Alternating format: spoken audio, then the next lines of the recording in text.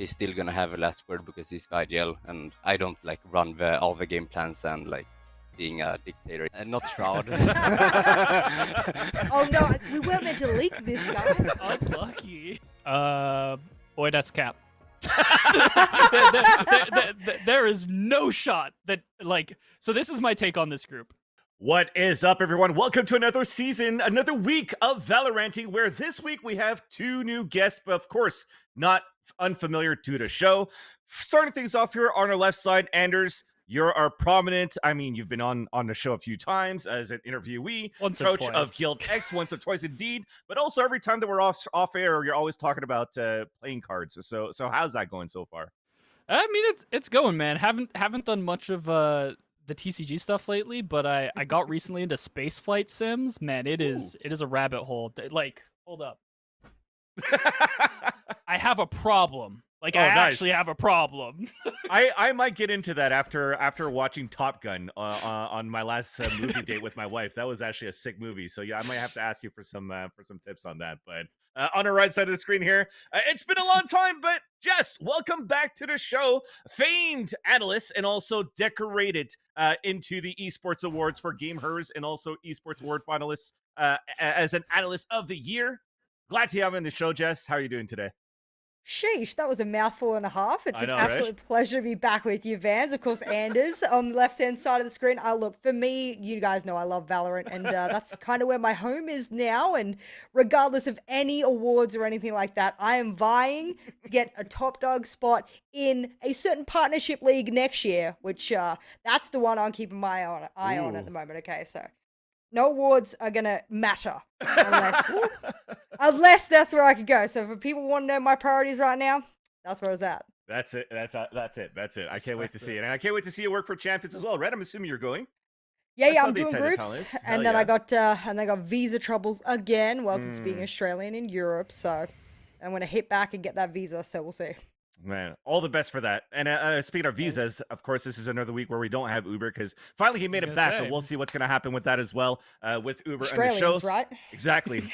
Greatly missed, but at least we have somebody coming on the show right now. We're changing our system a little bit here. We're going with the interview first. So at least somebody that might not have any visa issues to go into Champions for Turkey. In Turkey, it's actually FPX coach d00mbr0s. The coach that brought it all, that won it all here for FPX over in Copenhagen at Masters 2. d00mbr0s, Erik, welcome to the show, my man. Big smiles. Looks like you're finally rested as well from a Masters 2 run. Yeah, happy to be here.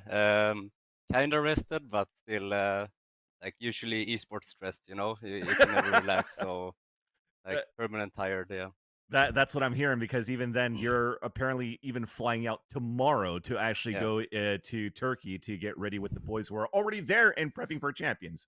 So yeah, that's that shows that maybe 24 hours of sleep is the max you're going to get when you're actually in the esports scene, especially as a coach. Jess, I think you've lived through that with Pentagram in the past with Rainbow Six. You know, look, I this is probably why d00mbr0s is one of my favorite people in the entire Valorant community, because all I can see was like me, like back in 2019, but like in like Erik's form. I'm like, you know what, this guy is living the same way I lived in 2019, maybe even worse now, because you have a lot more, you know, responsibility on your shoulders with everything going on. So I don't envy you, because I've lived it.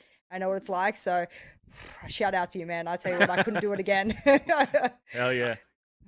I just love being adjacent to you the entire time your career's grown, because like I was talking to Vans about it before the show, that like one of the first pop-off videos on my YouTube channel was like a year in review of the first year of the Valorant meta, and I interviewed you in that shit. Talking about like Fabrican's full retake stuff. And now we're 2 years down the road, and it's like, oh, you're an international champion about to go to the world championship.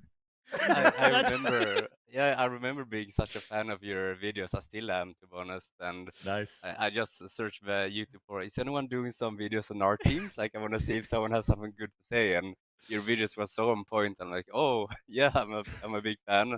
And when you interviewed me, and to be honest, I'm like still a big fan of you, Anderzz. So I think you're one of the smartest people. Yeah, this is going to be a wholesome interview of three coaches and me.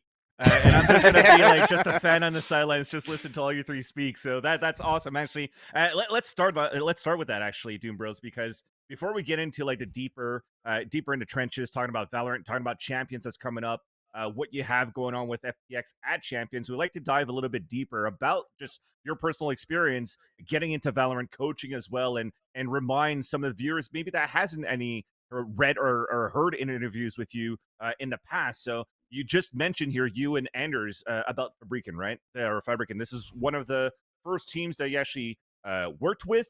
Was this the actual first team, or was there any previous teams? And how did you get involved into coaching in Valorant? I mean, for me, I'm quite new in the scene, so I think I'm pretty lucky where I am today. I didn't really coach before Valorant. I coached a bit in Overwatch. I coached a female team actually for maybe 2 years or something, but more on the side. I was kind of working at the graveyard, trying to support my twin brother in his like gaming career Yeah. in Overwatch. And then like Valorant came out. I'm sure you guys did the same. As soon as it came out, you're like, yeah, I'm gonna be pro in this game. You know, I'm gonna like dedicate all my life to this. And kind of, you know, like if you get in early, it's more likely you stick. So we made this team, this Swedish team called Fabriken. It means the factory in Swedish. And we kind of knew as well we had to like create a branding. So we had some guy do a Spotify song. We did some like Twitter stuff. We actually have a fan song on Spotify you can listen to. It's really bad. No, it's not bad. I was it's really we want good. it. What is it? Link it. Drop it. No, it's. I can drop it later because it's a bit embarrassing. But we were pretty good. It's like I think we were like top 10 or something like this in the start of the scene, and then we found Sipan, right? I think Nip. I think they kicked him twice back in that day, and we were like, yeah, we're just gonna pick you up, and we instantly went to like a top contender in the scene. And I think it was me, Emil, and Latex, like kind of leading that team together, and me and my brother being like, we're not calling it like head coaches, we're kind of coaching together, you know, because I know usually there's a hierarchy with like head coach, assistant coach, but with me and my brother, like that's a good thing about being twins. We could like be two head coaches together, you know, because we kind of function as one, right, with no ego. So that continued, and then obviously FPX happened. They took me, Sipan, Shadow Medu, right, and merged it with some other random guys, you know, Angel. I don't know if you heard about him, but basically the superstars and some other players, and yeah, and that's kind of how it took off. Started as an analyst and worked my way up and got promoted, and here I am, you know. But for me, I've been just lucky to, you know, I've been having the same like team basically since the start of Valorant. I haven't had to switch any teams or anything like this, you know. So yeah, for me, the road has just been, you know, constantly just working and being in the same environment and not really having to deal with all the stuff you have to deal with in esports usually. So Sure. yeah, but that's kind of my journey, and just work from the dark, like to be in the background, and right now popping up a bit everywhere. But to be honest, I'm a Swede. I just like doing stuff, you know, in the background. I don't like being on the camera too much, you know. So yeah, I mean, that's look, my background. I wanna dig deeper about how you guys jumped in with FPX, because let's be honest, like if you think about European TAC FPS, you're not really thinking about an organization like FPX, for example, jumping in, picking up teams. How did that even begin? Like I gotta know how FPX and you guys were all jumping in together. So I think FPX wanted to invest a bit in Europe, right? We're a Chinese organization, and I think they created a CS:GO team as well. Didn't go too great for them, I guess, but they also wanted to like sprinkle their toes into the EMEA scene, I guess.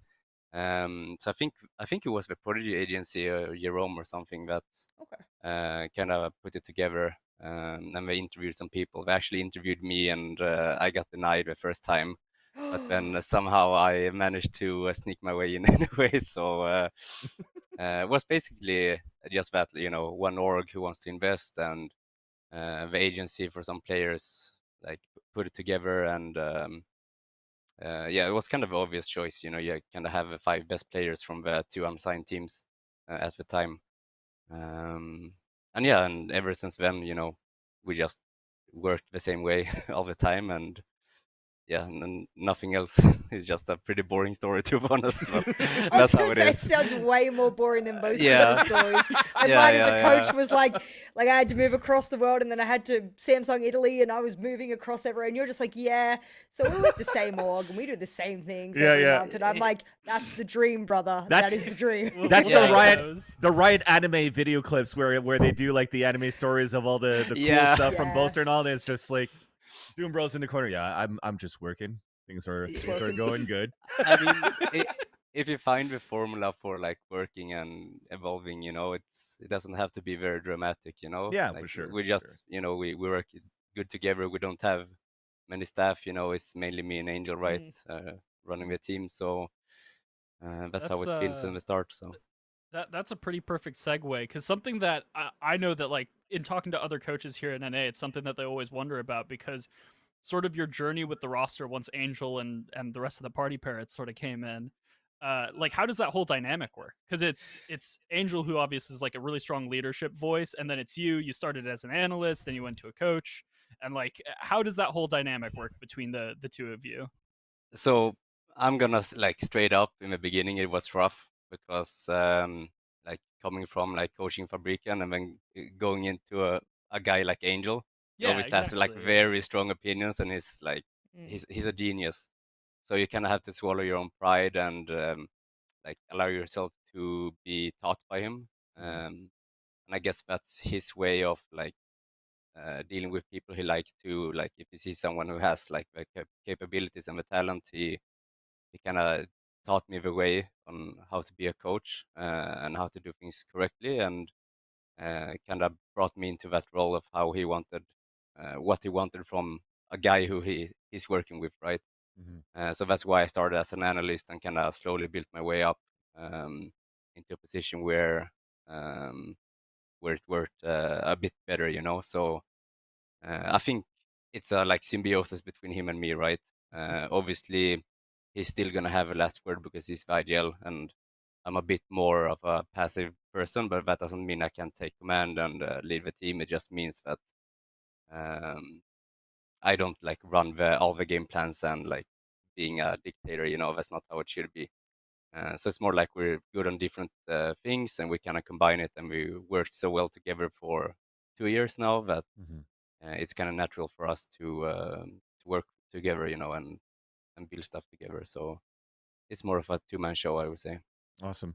I actually want to ask you a little bit too, outside of like the training regimen and putting all the strats together and stuff like that too, but more you guys with Fun Plus Phoenix, because as we mentioned before, Fun Plus Phoenix is known to be basically a League of Legends organization. Yes, they had a stint with a CS:GO where we had a couple of issues over in LA in that storyline. If you follow the CS:GO scene, but now that China has become a prominent region in Valorant as well. And they also have, I think, a division in China called like Fun Plus Phoenix Zuke or something like that. Yep.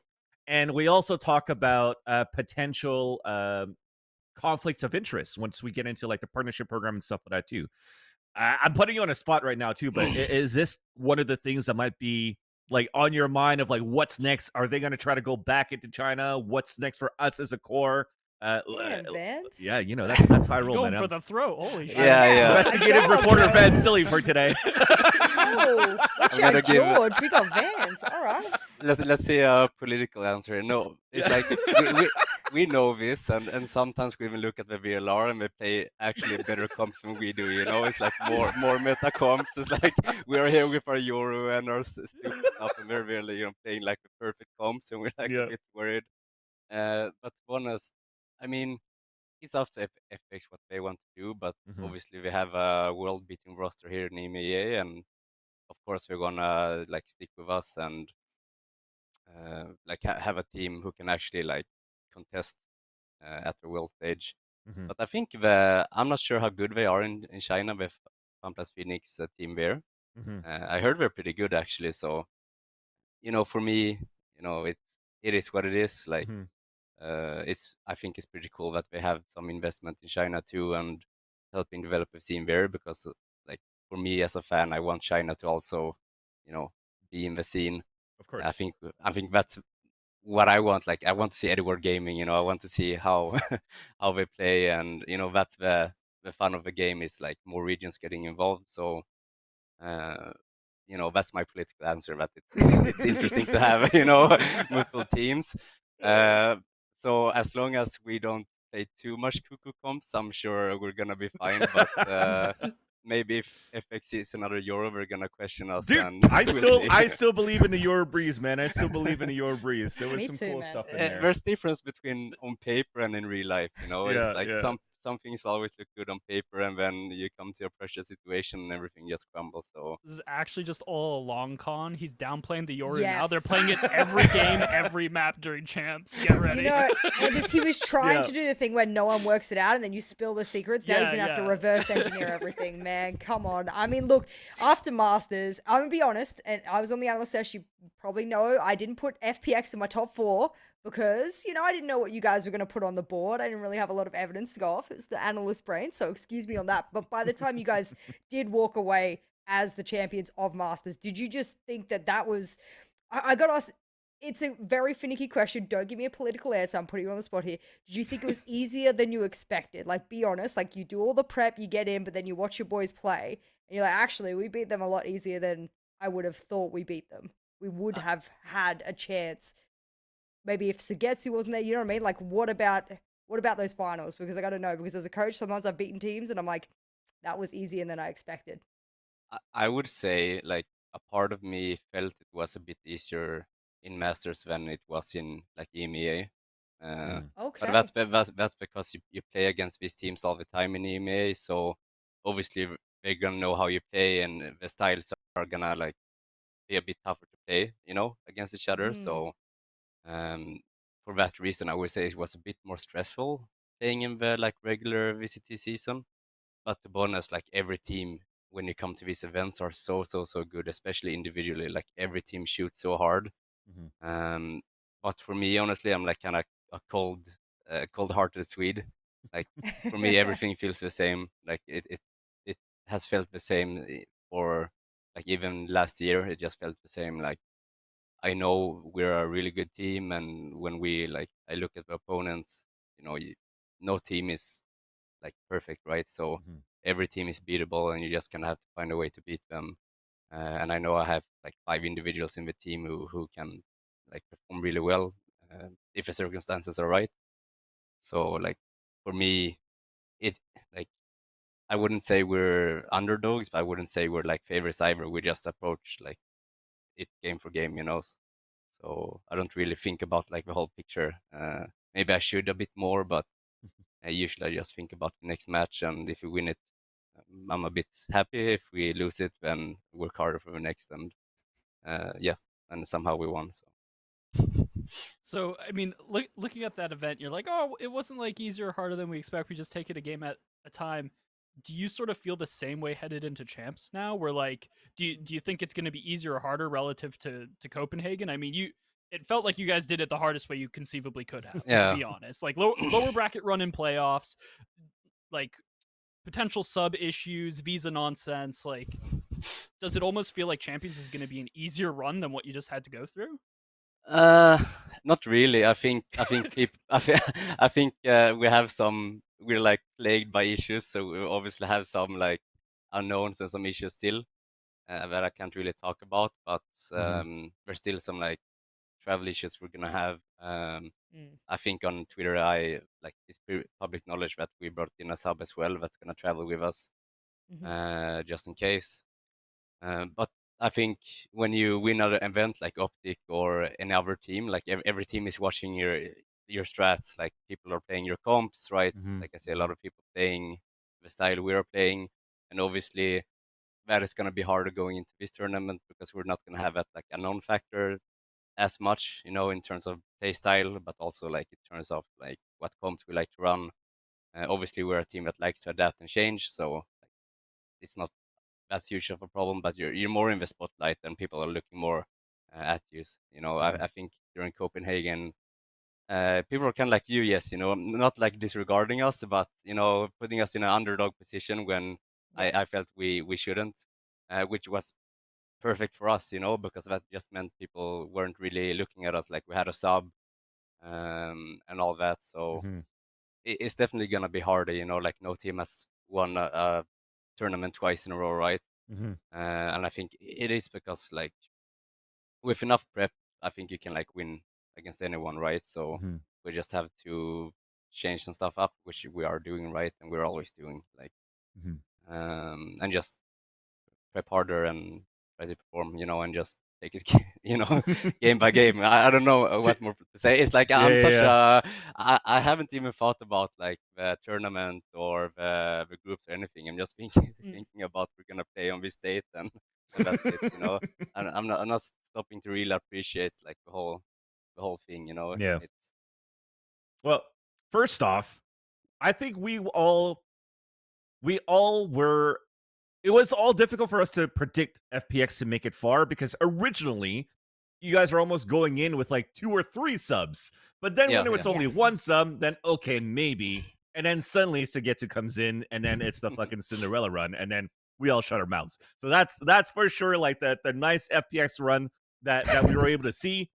There he goes, like Sugetsu saying that he's going to make it into 2 hours. Everybody was hyped up about it, and I think that the story followed. At some point, for me, I didn't even know it was going to drop into a point of like, is this just going to be like the honeymoon phase, and then suddenly it's just going to stop? And especially when it comes down to like the 5th time or the 6th time that you had to play against Fnatic in the lower brackets this time to finally beat them, right? And I don't want to say it's because of the law of averages at some point that you had to beat Fnatic, but does it feel that through all of these times that you keep having these staple matchup against Team Fnatic that you haven't figured out, but there's still something missing? Is it just like communication, small mistakes, or are they always coming out with something new that seems to almost anti-strat you at some point, and everybody's leveling up every time you're playing each other?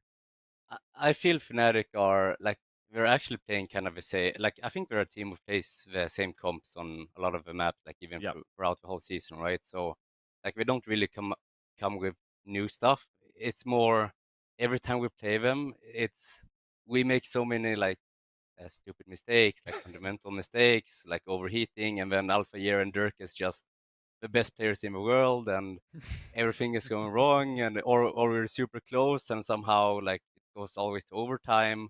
It's just been like the curse, and we keep on playing them, and it's like it's obviously a fun matchup because we're such a great team, and Yeah. they're similar to us, where they actually have like cool ideas and cool strats, and have a good IGL and good players, but we just felt like I don't know, it was just such a boring boring match to play. Like what I wanted to say is like I felt like though, like we only really had like for me 2 real matches against Fnatic. Like the first one was obviously the first game of the regular season where it's a completely new team, right? For both, right? So you don't really have Mhm. any preparation to do or any scouting, and obviously we're good when we can scout our opponents, right? And then I think we played them a lot in the playoffs, I think, and then it was always like the schedule was a bit uh, uh, yeah, I almost said a bad word there, but screwed. You're allowed to swear. You're allowed Send to it. Yeah, swear. yeah, yeah. But the Yeah, schedule yeah, was let it completely out. fucked, and Yeah. we Yeah. had to play like two best of threes and then a best of five like straight after each other, Mhm. while the team in the upper bracket could like chill out and watch our games, right, and have a Mhm. break. So obviously that kind of hindered us a bit in the like best of five match against Fnatic. When more did we play them? Maybe a bit earlier as well, but I felt like it was always some kind of issues. Mhm. We obviously have one player who's in Ukraine, right? So I think in one morning they were like bombing his city, right? So Yeah. it's like a lot of things that's going on for us. That in that rematch, like the fifth time, right? Yep. In that was it the semi or the quarter?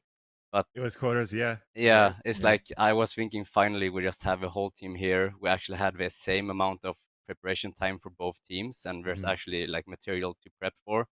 And we have everyone here, equal playing grounds. Like now is the time, I felt it was just perfect, and that made it a bit more fun for me because we could finally like play against each other and like have the same amount of prep and just see who is better on that day. but I just gotta say, you know, I think Fnatic was playing a bit worse than they should in that tournament, you know, because I still think we're like such a good team. You know, we have a right mentality, we have a right structure. So yeah, I just hope we do better this time. But still did really good, right? They still came. Was it top 4? I think Yep. it was top 4, right? Top Top top 6, four, I guess, yeah, at top some four. point. They Something were like fourth, yeah. I think. Yeah, yeah. yeah. So like top 4, Yeah. I think it's super good. You know, like if we came top 4, obviously we would be disappointed, but in the long run, it's still very good to have 2 EMEA teams up there, right? So yeah, I just hope we don't meet them again because I just don't want to play them more. But if we play them more, then fine, okay. But I'm hoping to play Liquid a bit more. Like I kind of want to crush those guys. Ooh. Ooh, shit. Oh, is it because let me guess, is there someone over in Liquid that might particularly look a little bit like you and might have his hand in the coaching pie as well? The classic. Yeah, love he's it. like a more handsome version of me, you know, so I have to beat him down, you Oh, know. I'm the love it. older brother, you know, I have to show him his boss. So I just want to that's so play cute. him, you know. It's just a dream of mine to play him on a stage and like yeah, I don't know, it's been a mean, dream for us both, so I just hope we get to meet somewhere in the playoffs. But yeah, it's the see. World Championship stage, baby. You can't get a better stage than that. So, Yeah, I man. mean, I hope you do. I mean, I wanted to ask because obviously you're in Group C. Now, I don't hold punches. I'm pretty honest. I think, depending how crew plays, it's a pretty free group for NA and EMEA. If everyone plays at the top of their threshold and we're not relying on certain, star players on crew and everything to get the job done, technically, you should see, FPX exit go through. Who are you most looking forward to playing in your group? Or who do you think is the biggest threat? I would say exit, like if we're just like putting the numbers out there, but a lot of other people might say crew.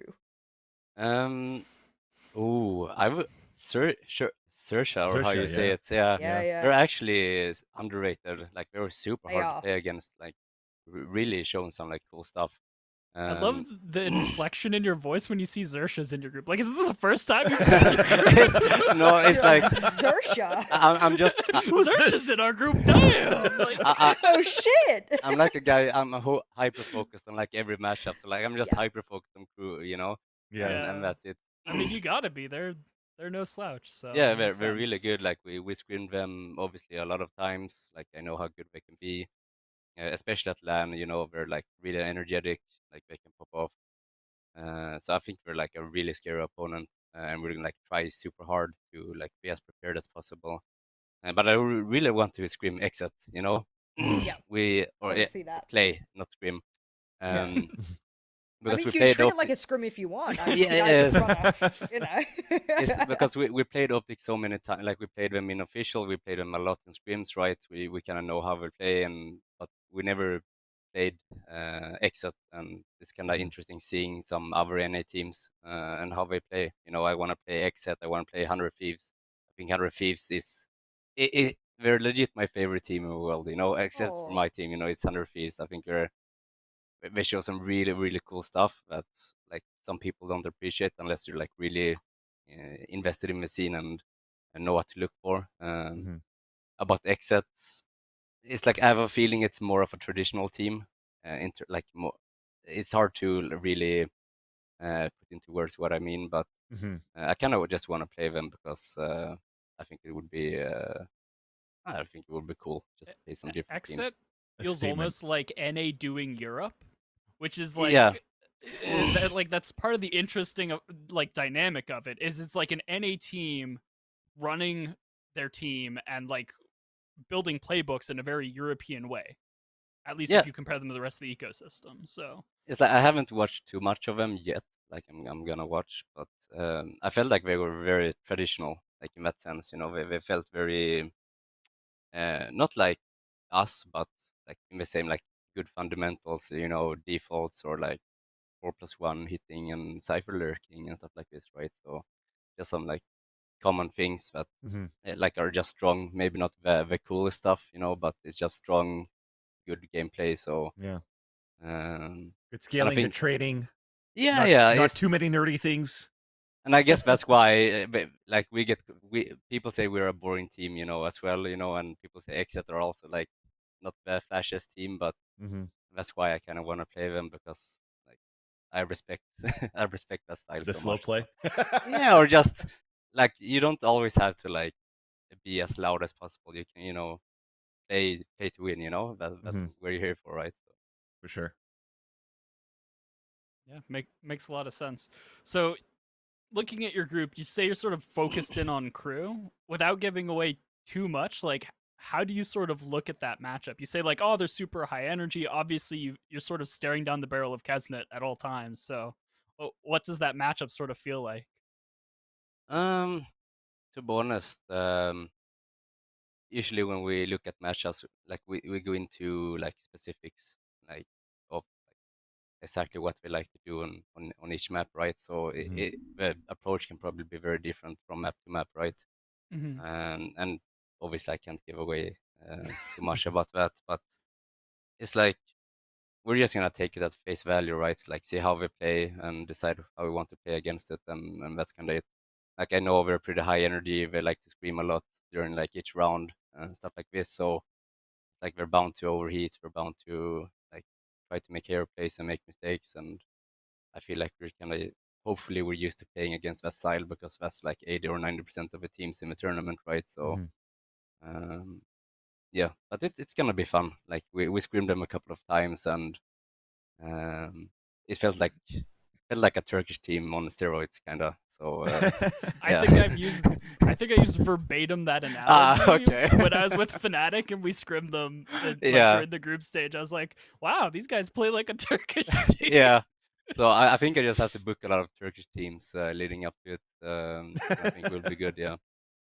Well, actually, even looking at preparation from not only from teams but from yourselves personally as a group, because back in like 2020, you had an interview with GG Recon, and you were saying that because you had some players that are more international, like Zipan, with everybody else that's around like the CIS region, you had to actually do some call outs or do some communications in Russian in order to get the main point out and the main strategy out. So now 2 years down the line, how has the improvement been in terms of like that type of team communication and call outs for FPX as a whole, now that you still work with the same core?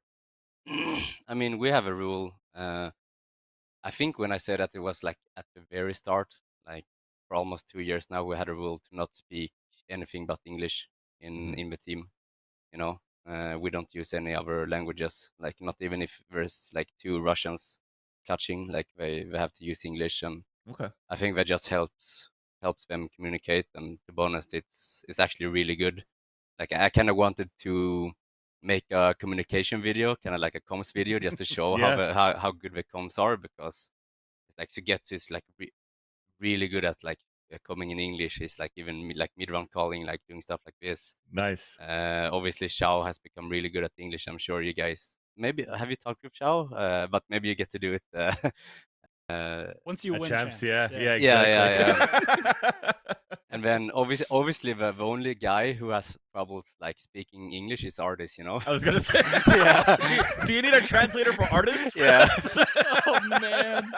That's the only problem, So maybe with him we just have to, dumb it down a bit, because it's like that's the only hard part, because like when you don't, like for me, English is my second language, like it is for everyone. But I think that can sometimes be an advantage, because you simplify everything, down to its core. Like when you're explaining something or you're coming something, it also becomes like very simple, because obviously it's not your main language. So I think that kind of here helps with making things like very clear and everyone understanding it. So yeah, for us, like communication is like, no problem. It hasn't been. I want that a comms problem. video now. I'm not gonna lie. Yeah, Yeah. Hook me up. I gotta Yeah. see that. I mean, they're my favorite videos on YouTube at the moment. It's all my algorithm now is just different teams' com videos, and I'm like, all right, well, that's my montage for the day. But Hell yeah. one thing I wanted to like segue us into, because I know it's a podcast, we ask lots of questions, you get interviewed and stuff as well, but 99% of the time we ask you questions about your players. And you're like, I just work in the background and stuff like that. But I think it's probably pretty clear that, you've done a lot of work and you barely ever sleep. That's something that we poked fun at you at Masters for, because you're like, I'm exhausted. And we're like, yeah, get some sleep. I think a lot of viewers don't know what it is, quote unquote, that coaches do.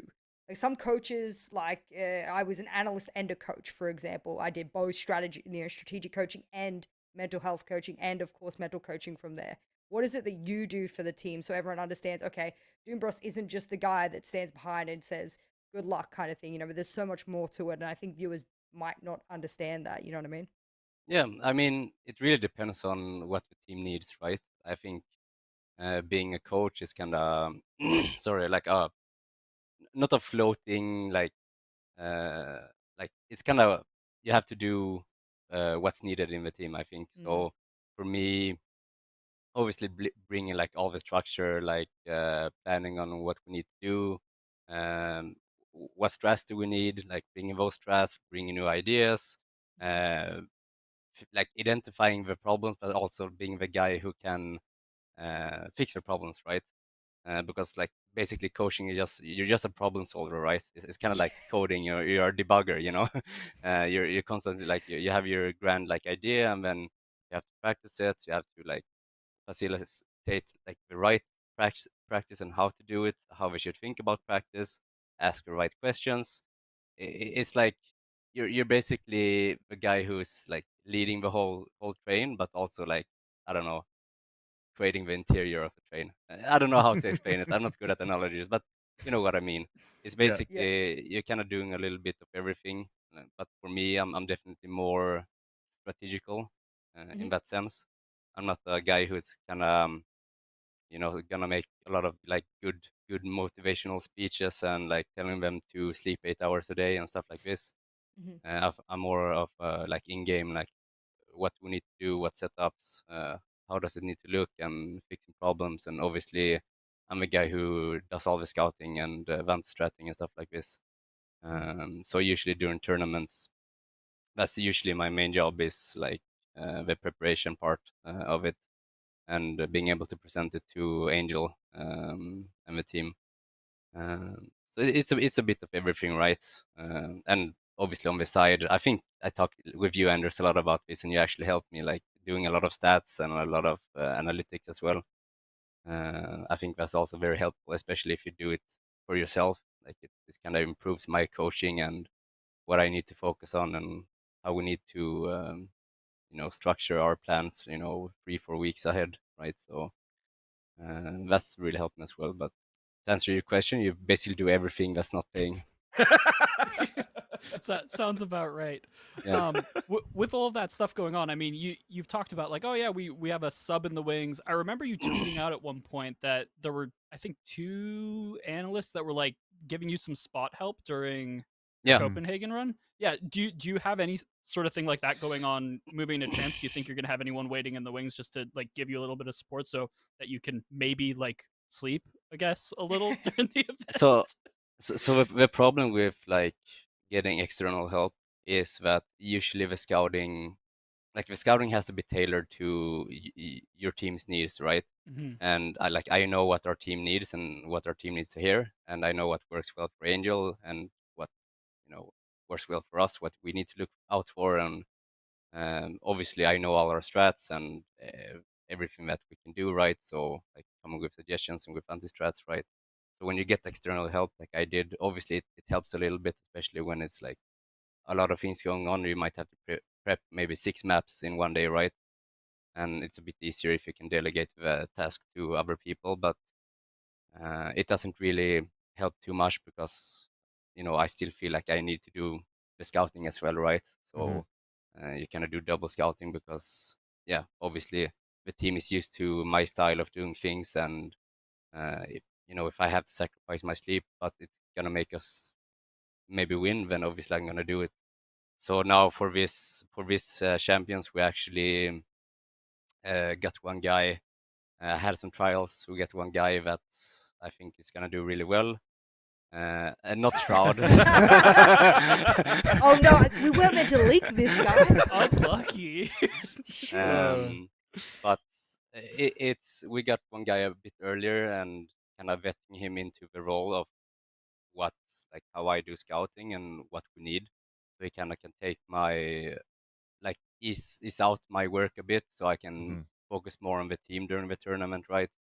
because like if you have to do all the scouting and also like focusing on the practice and the team and like creating strats and adding things, you know, it can be very overwhelming, you know. So we just brought in someone now and trying to vet them in a little bit, so it can be a bit more useful. And then me and Angel can focus more on the team and like and on the players and what we need to add and stuff like this, you know. So hopefully that will work for for this. But it's gonna be a change for sure because the team is obviously used to me doing the scouting, so it feels a bit nervous to like leave that torch to someone else, at least for some maps. Since I am a bit of a control freak when it comes to, to all that. I think everyone are right when you're in a team for so long. So yeah, we will see. You know, when you actually had the conversation with Anderzz and you're saying how discussing with Anderzz, you talked about how Anderzz helped you out with a couple of stats and stuff like that too. I want to actually nerd out and learn about that a little bit more because I'm not a numbers guy, right? And when I look at sometimes VCT broadcasts, especially us in North America, our stats are like around CAS, which doesn't really mean much for me, or like you know, how many pictures Vanity has posted about his cat in the past 3 weeks. So like if we're looking at other numbers, I want to know, like, you know, from a head coach perspective, sometimes you're looking at strategy for a team. For an analyst, sometimes it's like, okay, finding tendencies to help out with the head coach and the IGL and to start anti-stratting teams. But when it comes down to statisticians, what did they look and what numbers do you look into, and how does that apply into what you're currently studying from teams' tendencies?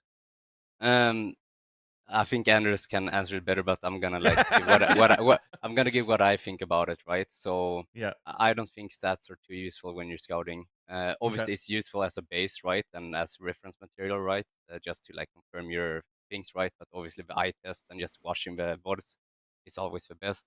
And then you can have your stats to kind of, I don't know, confirm or like it's a sanity check. Is yeah, the way yeah, that I always exactly. describe it. Yeah. For Yeah. me, the stats that are more interesting is like things that you can actually use, like especially in practice and in scrims. Like I'm very big because I do the stats for myself. I usually do like just like manual custom stats. That's just okay. What are we working on this week? Okay, and I'm gonna do stats that's kind of tailored to what we need to improve for this week, and I can keep track of it. Or I maybe do some like overarching like stats for a couple of months, right? Because most stats kind of is a red herring until enough time has gone past, right?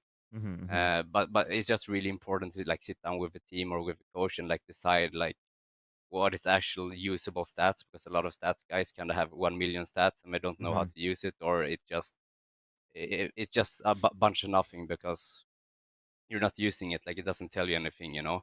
Yeah. They're just like important, and I think it's very individual from team to team what stats is actually useful, and that's why I kind of did a lot of not like raw stats, you know, like or round conversions and stuff like this. I did more like around the map, you know, like where did you die? Blah, blah. It's like okay, areas or like time. It's like you just do like I just almost like heat maps too that you could actually try to yeah, look into. yeah. It's basically heat maps, but you basically know what I want, like what would help me individually, and I just track that and do the custom ones. But obviously, like stats can help, but you just have to have a smart team or a smart guy that actually knows, you know, not to just point out that our 4v5 is a bit weak, but also like why is it weak and where is it weak and how can we fix it, right? It's so you kind of have to have that extra layer, not just the stats, but like the next thing, right? So I think that's the like biggest problem we've had, because I've taken in some stat guys as well, and it's not been useful, you know. They just sit there and do stats and do a lot of work, and I feel bad for them because no one is looking at the stats right and implementing it in a good way. So maybe I just want to to also add some things, because like he's the like stat master, like I honestly, you hit it right on the head. Like I mean, the short summary of basically everything you just said is like stats are really just you're using it to set a baseline and sort of set directionality. Like I think the we're bad in 4v5 example that you just used is like literal perfection, because you can have stats all day where it's like, oh, our first kill first death ratio is awful here. Well, why is that the case? The stat isn't telling you how to fix something. It's not something that is like in itself a solution. You Mhm. have to go back and understand why that stat is relevant and find the path to actually improve on it. And like I think that's the big difference. Is like Yeah. there's a difference between looking at a stat and saying, "Oh, that's cool," and looking at a stat and saying, "How does this drive action that's actually going to make us a better team?" Yeah, That's the 100%. one thing that broke my heart when I moved to being an analyst from a coach and everything like that was as a coach, I have all of these cute little Excel formulas that pop up in red and go, my player who should be getting opening kills is not getting opening kills. I got to go back in the VODs and find out why. But Mhm. then I get on the desk and I'm like, oh my God, guys, I found out that this opening kill. And then they're like, all right, next segment. And I'm like, hold on though, because Yeah. I just realized why they were doing that, and I don't have time to tell you guys. So let's go to the next segment and like have a laugh about it. That's probably the hardest thing being on the analyst desk is Mhm. I love sitting there and doing VOD reviews. I mean, back in Siege, I used to do it on YouTube for hours and hours, and you Ross Yeah. would know what it's like to just sit there. And when you finally Yeah. figure out what maybe a crutch of the other team is on defense or on attack, and you're like, oh my God, they rely on this guy here, and you're like, I'm gonna counter it, I'm just gonna completely knock him out. I mean, I miss doing all of those things. But there was one thing I miss doing as a coach. It's VOD reviews, and then you work out that one area or that power position on the map, and you're like, yeah, that's it. That's how I'm gonna get them. So But yeah, I love that. but at the same time, like just stats and stuff like this is like it's also very interesting. Like you don't have to like, especially on broadcast, right? You don't have to like find the solutions or stuff. Like just Mhm. showing the stats can actually just be like, as a fan of a game, I kind of love nerdy stats anyways. You know, Yeah. I like when people like post like Twitter stuff, you know, and post some interesting like statistics and stuff like this. Is kind of drives nice narrative, right, for a Yeah. broadcast. So It's obviously, about the cool stats, not the yeah, actionable ones. Like it's literally the yeah. other side of the coin. It's so Yeah, true, yeah, isn't yeah. it? It's like, oh my God, look at The this worse kill, the look at stat that. is, And I'm it's like, oh. that's probably the better it's gonna be You for should see broadcast. you Like should see my stats in the off season. I did like I like took some like YouTube like graph like I don't know like normalizing shit and like doing like all these fucking Bezier curves or whatever, and it like looks like a whole fucking mess. I'm like so proud, it looks so cool, but it's like the most useless thing ever. I was- But it just looks so cool, and I just have it on my dashboard, and it just looks like I'm a professional. You know, I have these all lines going everywhere. So, but yeah. Did you like my stat? I think it was in your game where I pointed out that every team who won the first pistol or the second pistol of the entire series had won every map so far right until the end, and I was like, guess who's gonna win? I don't know which match it was. It might have been one of yours, but those kind of stats that I just pull out of my ass now are like the pretty but useless ones. You're like, Yep. that's pretty that everyone won a pistol. It doesn't mean there's huge correlation there, but that's pretty. And so I said it, and supposedly I cursed the team. But I think it's Van's ability to say, you know, average doesn't always, or the perfect correlation doesn't exist in the world in Uh, statistics. So I mean, I have the yeah. best stats. Like every time he gets to wear colorful pants, he wins. You know, so like, that's like the same Hello, amount of see? statistics. Yeah, I love it. I love it. And to continue as well, and to take a step back to back into Masters, I guess, because we got to a point where prior to Masters, you had the general manager being Pekka with Fun Plus Phoenix that actually unfortunately left the organization.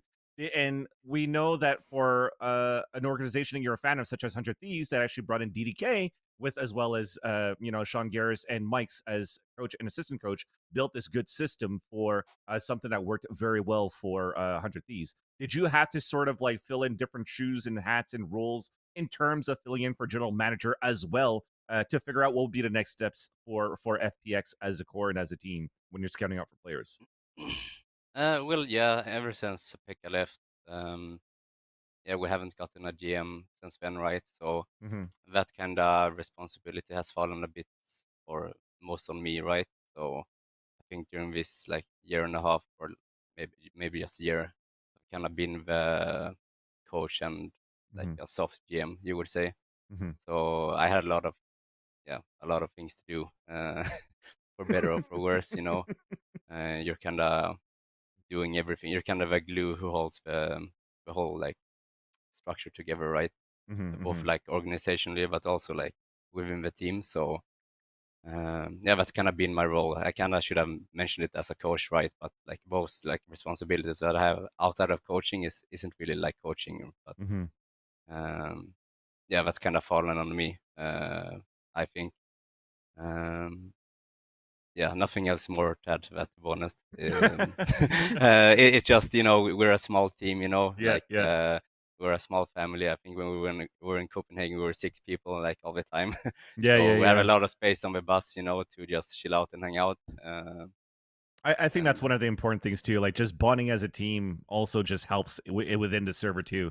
And I think that kind of showed. Like I think again, if you want to go through like the main storylines of okay, so Getsu's in, everybody's hanging out as a core 6. We got a core 6. Now we can run through the bracket, and then suddenly you win everything. So sometimes that's the mentality that you need, and the mentality that's going to help you win. And speaking of that, and looking at the pulses of other teams going into champions, of course, Doombros, you're here on a North American podcast here with Valoranting, so we have to ask something about North America, and it's going to be about Optic Gaming, more specifically by 2 people in chat over here on twitch.tv/DNP that asked. It was Deadpool04, so it's like a 2-part. The first one being from Deadpool. If FPX had to play against Optic Gaming in Copenhagen, would you have shit on that team? Right? And the second question, the second question comes from Kirby that says, "Can you ask about Optic through their officials and scrims?" So basically, what do you think about Optic after seeing them at Copenhagen? And 2, would you have still shit on that team? we wouldn't shit on them for sure. It's like Ye is probably one of the best players. Like obviously, Sugetsu is the best player in the world, but Ye is like he's just so good. I think they're a team who kind of have a similar vision of our team. Like they like to innovate a lot, they like to switch a lot, and I think they kind of find the same formula as we do. So like I respect them a lot. Like I don't want to say that we're gonna win again, right? But we're gonna like put up a fight, right? Yeah. About your second thing, I'm being a bit too nice, but sorry. Yeah. About the second thing I was about gonna like say, sheesh. you said like the difference between scrims and officials, right? For Optic. Honestly, like results were the same, just the same thing. So yeah, nothing bad. We won scrims and won the official. Awesome. Okay. All right. Look, you're being rather nice on this. I don't appreciate the fact that you've sat here and been so nice with us, considering we're allowed to fucking swear on this podcast. So, you've been a little too nice. I have a sort of 2-part question. One is a more serious one of what do you think is your major strength? Obviously, every team has their major strengths. I like that you guys play time down on attack. I like that you poke and prod, you bait out utility. I love watching you guys play. Obviously, it means that I have to sit there for hours because you take so fucking long on attack. but I love at the end of the day that you get the job done. So what is your biggest strength? And as a result of that strength, do you think you'll be the first ever back-to-back champions as a result of that? So I think our biggest strength is adaptation and being able to change our playstyle. I think a lot of people think we're the team who plays slow, but like we have some maps and some comps where we will play like really fast, right? Like we can bring out the Neon, we can bring out the Yoru. I think like that's our strength. Like we can change our style from day to day, and like we're playing the style that obviously fits the matchup, and that's the plan, right?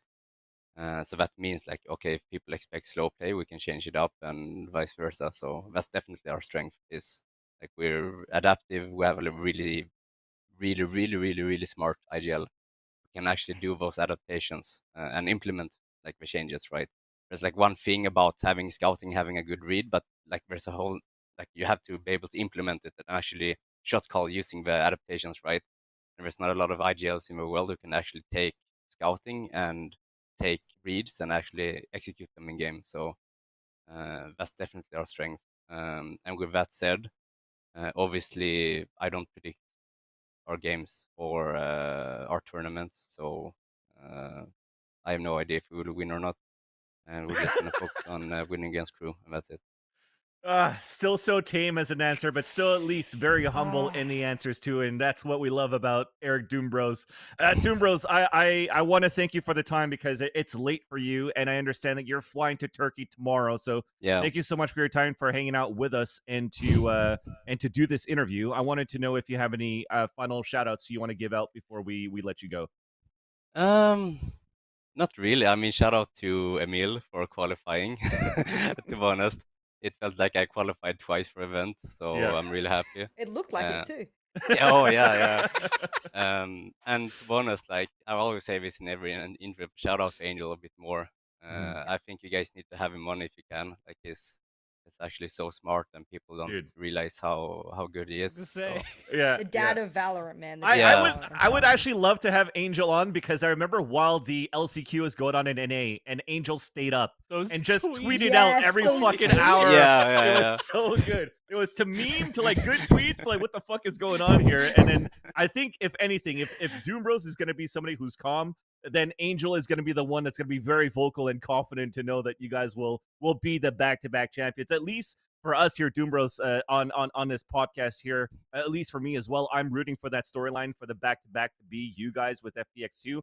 But I also want the fact that it's going to be an NA to win champions for once as well. It can't be MEA 2 years in a row. So I'm going to have to also go for my Optic boys and my 100 Thieves boys and my XZ boys. I'm going to have you shake your head, but we'll talk about it later, right? We'll talk about it later after champions. We'll talk later after champions. all right. d00mbr0s, safe travels, all the best, man. And thank you so much for this. And we'll talk again very, very soon. Mwah. Thank you so much. I Thank appreciate everyone. you, man.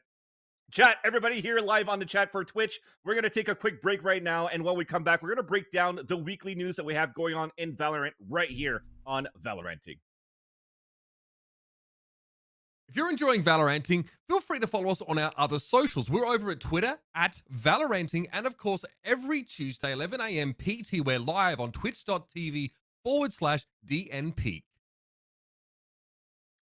Welcome back, everybody. Time to talk more about Valorant here on Valoranting, of course. But before we get into that, we also have to thank our first sponsor. It is Twitch, once again, for the X week in a row. Thank you for making this possible, helping us put in some cash flow, and also actually bringing the numbers in. So we see a lot of people chatting with us live right now in Twitch on twitch.tv/DNP. We just had a great interview with d00mbr0s. Welcome, everybody, in the chat. We're here live every Tuesday at 2 p.m. Eastern Standard Time. And with that, it's time to get into our segments. And we want to talk about champions because it's coming up. And now that we have big brains to talk about this too, such as Anderzz and Jess, VOD reviewers, I just got a statistician. big forehead. Say- Big forehead.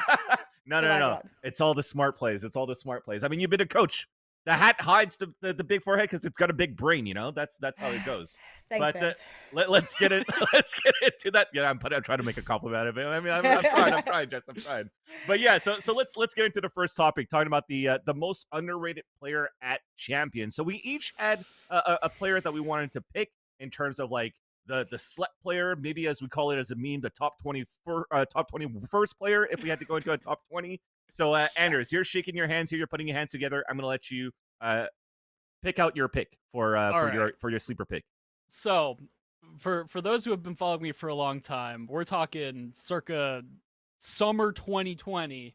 I have been the OG Western Chinese Valorant stan, like through and through. I like. True. There's someone talking about it on Twitter last week, and like half of the other coaches were like, "Yeah, the only reason I started watching China or knew it existed is because you were talking about it." So if I didn't choose a Chinese player for my underrated player of the event, actual riots, it would not have been okay. So my selection for the most underrated player of this event isn't Kong Kong, it isn't QQ, it isn't Life, it's nobody. Nobody. But The you had to info- pick somebody. No. Oh, but- you mean but- Eddie? the player, nobody. Nobody. Yeah. Oh. Nobody. He is. So who's this nobody? So nobody is the info/flash initiator for EDG, and he is quite possibly coming into this event. Well, he's an unknown quantity for the overwhelming majority of players. He's probably a top 5 initiator at the entire event. Like I'm not being hyperbolic. That isn't me like, oh, like edgy hipster Chinese hype train. No, he's actually disgusting. Look at him statistically through the East Asian LCQ. He was the 6th highest clutch percentage at 24%, the 5th highest APR at 0.37, the 4th highest ADR at 152.3, the straight up highest KDA period at 1.43, and the lowest first death per round. He is literally like the support player pipe dream. He is fragging out of his mind, putting up support numbers that challenge the absolutely best players at this event, and his sheer understanding of when risk and reward are going to break in his direction is just disgusting. Like, we've got clips of him here. This is phenomenal. It's a 4K round from him. Ult kill into shock dart kill into 2K. Like, what do you want from your support players, genuinely? Like, in a roster where he's flanked on either side by Life and by Kong Kong, two of, like, realistically the hardest fragging Asian players, regardless of China, APAC, Korea, Japan, include them all. Kong Kong and Life are going to be up there with the best of them. Nobody still stands out as a scoreboard topper on a regular basis. And he's an info initiator. Like, what more do you want? And people don't know his name. So that is why he is far and away my underrated player of the event. You can look at other numbers that he has through the East Asian LCQ. If you look at one of their series, two of them that they had to play against Onslayers, top fragging as a breach, 100% cast. Yeah, that's a thing that happened. 100% cast. I think it was like 15 and 6, score, 15 and 7. What was the score? They absolutely shit on them. It was not close.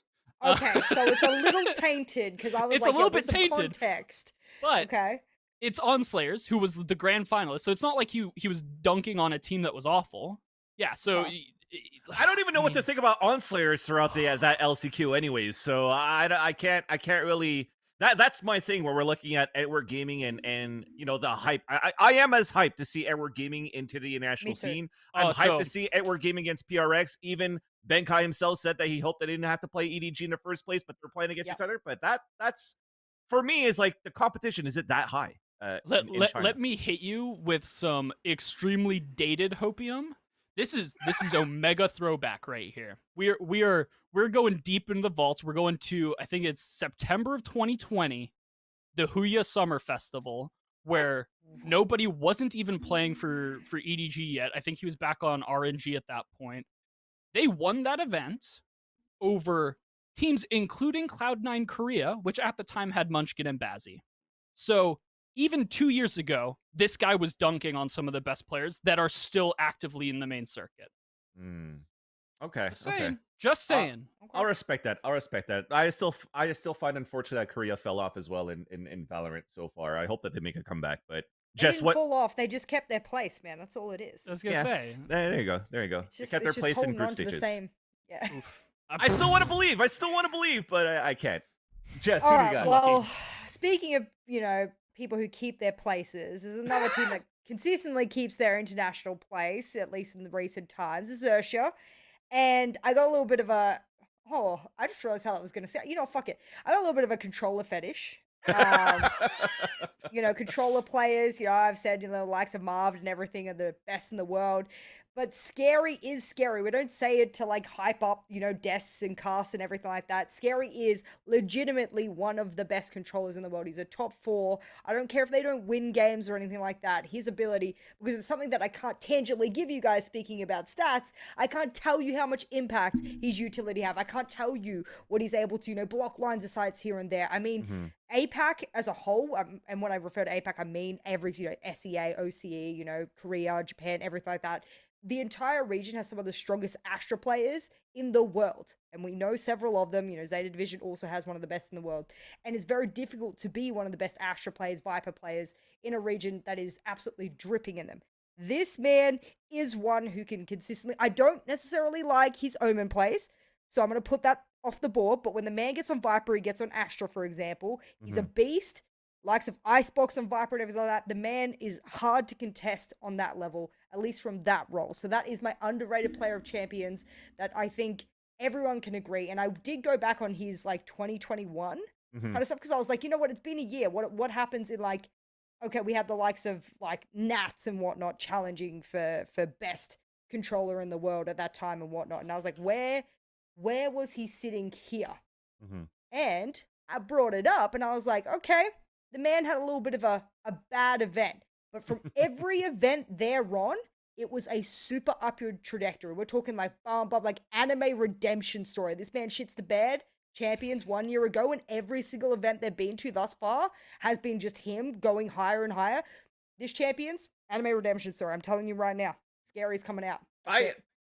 I sort of agree with you, Jess, because my pick as well for my top 21 or my underrated player of the event is actually Surf of Team Xerxia as well. So, as we were talking about groups before with d00mbr0s, and he's like, yeah, Xset, Crew, whatever. But I'm thinking about Xerxia at this point. So even d00mbr0s thinks that Xerxia is almost like a dark horse of this event. And Nostromo's saying that they never make it out of group. Bro, they had to play against teams like Optic in the upper bracket in Copenhagen, beat them in the upper brackets, and then, of course, lost to Optic in the lower brackets where they lost to Liquid and almost qualified through that. If you look at that series against Liquid, they won that in overtime, a 1-1 map in overtime. And even in the first event in Reykjavik in Masters 1, I think they brought another game into overtime there too, almost qualifying into that one too. So I think that they've just been unlucky with the matchups that they had, but also make the teams fight for their victories when it comes down to any team that has to play against Xerxia. And Surf is going to be one of those main reasons. A lot of people think that Xerxia would have fallen out because they've lost Patty Pan pretty much, but like Surf has played so well for this team. If you look at Copenhagen as well, I think he's had 29 first bloods as a Jet, as a Chamber, playing a great Jet on the attack, mostly on Vandals, and doing his role as a defender anchor, as an aggressive opper, and he's doing his role. And on those 29 kills that he's gone in Masters 2, 23 of them were converted into round wins for Xerxia. So that is a winning condition for this team, is if you cannot shut down Surf, then they're basically going to be able to take that round against you, and which is why you're going into distance in this series for this team. If you look at the rest, I mean, Scary's kind of up there, but Sushi Boys is going to be another one to look out for too. But yeah, I think people are sleeping on Xerxia still, and I'm going to keep saying it before we get into every event. I think they might make it out of groups, actually, looking at this one. So yeah, over Xset, unfortunately. I said I was going to support my Xset first, but I'm glad you said that, because I was about to come out and be like, oh, they're making it out of groups. That means Xset doesn't make it out of groups. Yeah, so we all know who else is going to make it out of groups. I'm glad we're bringing it back up. That. Let's talk about that, because we are actually looking at Group C right now, right? Because we just had d00mbr0s coming on earlier on, talking about FPX versus Crew, how they're going to be focusing on Crew so far. Xset is playing against Xerxia here. I'm still leaning towards that Xset could be over-prepared against Xerxia and win against this team in the upper brackets, but Xerxia could do the lower bracket run and win back against Xset to come out through the lower seed, and FPX should be the one making it out of the upper seed for me. But do you guys see different scenarios looking at this? And Jess, I think you're going with the okays. I think you maybe had some rhetorical or some rebuttals. I think I want to put Crew in like my super overrated bucket. You know what I mean? Like I did the same with like, you know, the likes of DRX. I was like last year, I was like, yeah, I'm going to keep putting my money on them, and they just haven't delivered. And I think Crew is at that now where they're not the best in their region anymore. I thoroughly believe Leviathan is better than them in almost every form outside of overheating. I think Crew has a better tightness in their trades, and Leviathan has, you know, weird lurk strategies and random solo plays here and there that I don't agree with, but I still think Leviathan's better than them. So if Crew's the second rated team in their region, then I mean, that's basic quick maths, isn't it? You just don't think that they should be the ones that get out of there. But again, it's always like they come out with some kind of firepower that people can't rebut, and I just hate. That's what I hate. I'm an analyst. I was a coach. And don't you hate that? I get on the desk and I have to use phrases like, "Oh, he's popping off." I am so sick of saying that. Very analytical of you. The pop-off. What do you want me to do? I'll be like, wow, he bring up a heat map of all the kills he's got. Maybe that's what I'll do on the desk. That's exactly bring up a what heat map of a human silhouette where the head is red and be like, this is where he's shooting. That's my analysis. But I mean, even then, Nags kind of stepped up as well into like the last chance qualifiers. But that's the thing for me for Crew. It's like you agree or disagree? I agree while I disagree. I think he stepped up in so this is my take, and it might be a bit dated, but I think it still holds pretty true. Obviously, I had to prep against Crew for champions last year. I still to this day believe that we should have beat them, and that we just picked them to the wrong map because they live and die by Kesnet. Nags is point blank not good enough. Like I agree. I hate. I thought they replaced singling out single players on teams, but honestly, like let's look at the Brazilian and like Southern South American. That sounds a little bit weird, but the South American talent pool. How many ludicrous operas do you have available, and yet you're still clinging to Nags? Imagine Crew if you like just yoinked Aspas and put him on here. And Don't that's even. such a top 4 team. Like they don't even Yeah. have to try to make top 4. Come on. Yeah. But Like that's Yeah, not no, supposed to you're leave right. loud. That's The- right now they're in the awkward situation where it's like Yassine, the old Yassine era guild, where you have a primary duelist that isn't a particularly star opper and it just does not function. It doesn't matter how good your non-opping duelist is. Valorant as a game does not support that kind of team architecture. It just doesn't work at the highest level. And Mhm. right now, Crew just doesn't have that. Mhm. And I agree. it costs them games. I agree. The lucky part about it right now, where Nag still has a saving grace because of where we are currently in the meta, where a chamber is kind of still allowing you to play a certain operator that could escape, which is why I say that he is able to step up. He's not dashing as a jet anymore and trying to get like a whole W to support Kesnit, but he's able to still put some high impact rounds for the team where they need that closure, so that Kesnit can do what he needs to do, right? So Yeah. I think that's why maybe they have a chance. They always have a better chance against like South American teams, but against the international stages, we've seen that it's been lacking a bit. So maybe at this point, you could maybe say that you have Crew as that 4th place team potentially. But let's switch on over to another group here, which is going to be the Group A, where we I have love the this group. banger series to start things off between PaperX and Network Gaming. Are those the 2 teams that we think are going to qualify through the groups, or can Team Liquid actually make it through now that they have the email? This is the group of death to me. To me, if I had to pick concur. a group of death, I pick Group A. Like this was the only group that I could do like 2 to 3 different pick'ems with. I sat there and I was pretty confident. I was like, you know what? Edward Gaming, like I'm like got this like huge unknown factor. All right, no, put them over there. Now, do I think it's Liquid? I'm honestly, I have it up right here of like 5 different versions of the way that I thought this would go. And I didn't want my bias about Leviathan being like one of the most underrated teams. I said it at the last event. Yeah. And they performed very well regardless of their placement. I think they'll come into this event be even better. Hopefully be able to play the trade game and show everyone how really good they are. Yep. But man, I don't know. There's just this like lingering factor of like Liquid always manages to fucking do something. And like it pisses my pick'ems off to no end because I'm like, I don't want to put money on you because you keep trolling and trying to reinvent the wheel, but then you keep making it work somehow. So that's a group of death to me. I think PaperX might have a much tougher time than they're expecting. I don't even care what you win, what you do when you're in a group like this. I think Leviathan and Team Liquid is scary. I really do. Anderzz, what do you think about this group here? So I very heavily agree. It's kind of weird because the way that I sort of frame my group of death, it's like it's not necessarily the densest group in terms of like it has 3 insane teams. I think it has 4 teams that are all like neck and neck. Like Yes, the parity of the matches is closer than the matches in any of the other groups. And I'm on sort of the same page as Jess, where I think like PaperX's style is not going to do well in this group because it's very like high entropy, very just like off the cuff, heavy firepower, full send, and like, is that not literally every team in this group other than maybe Leviathan? Like, Yep.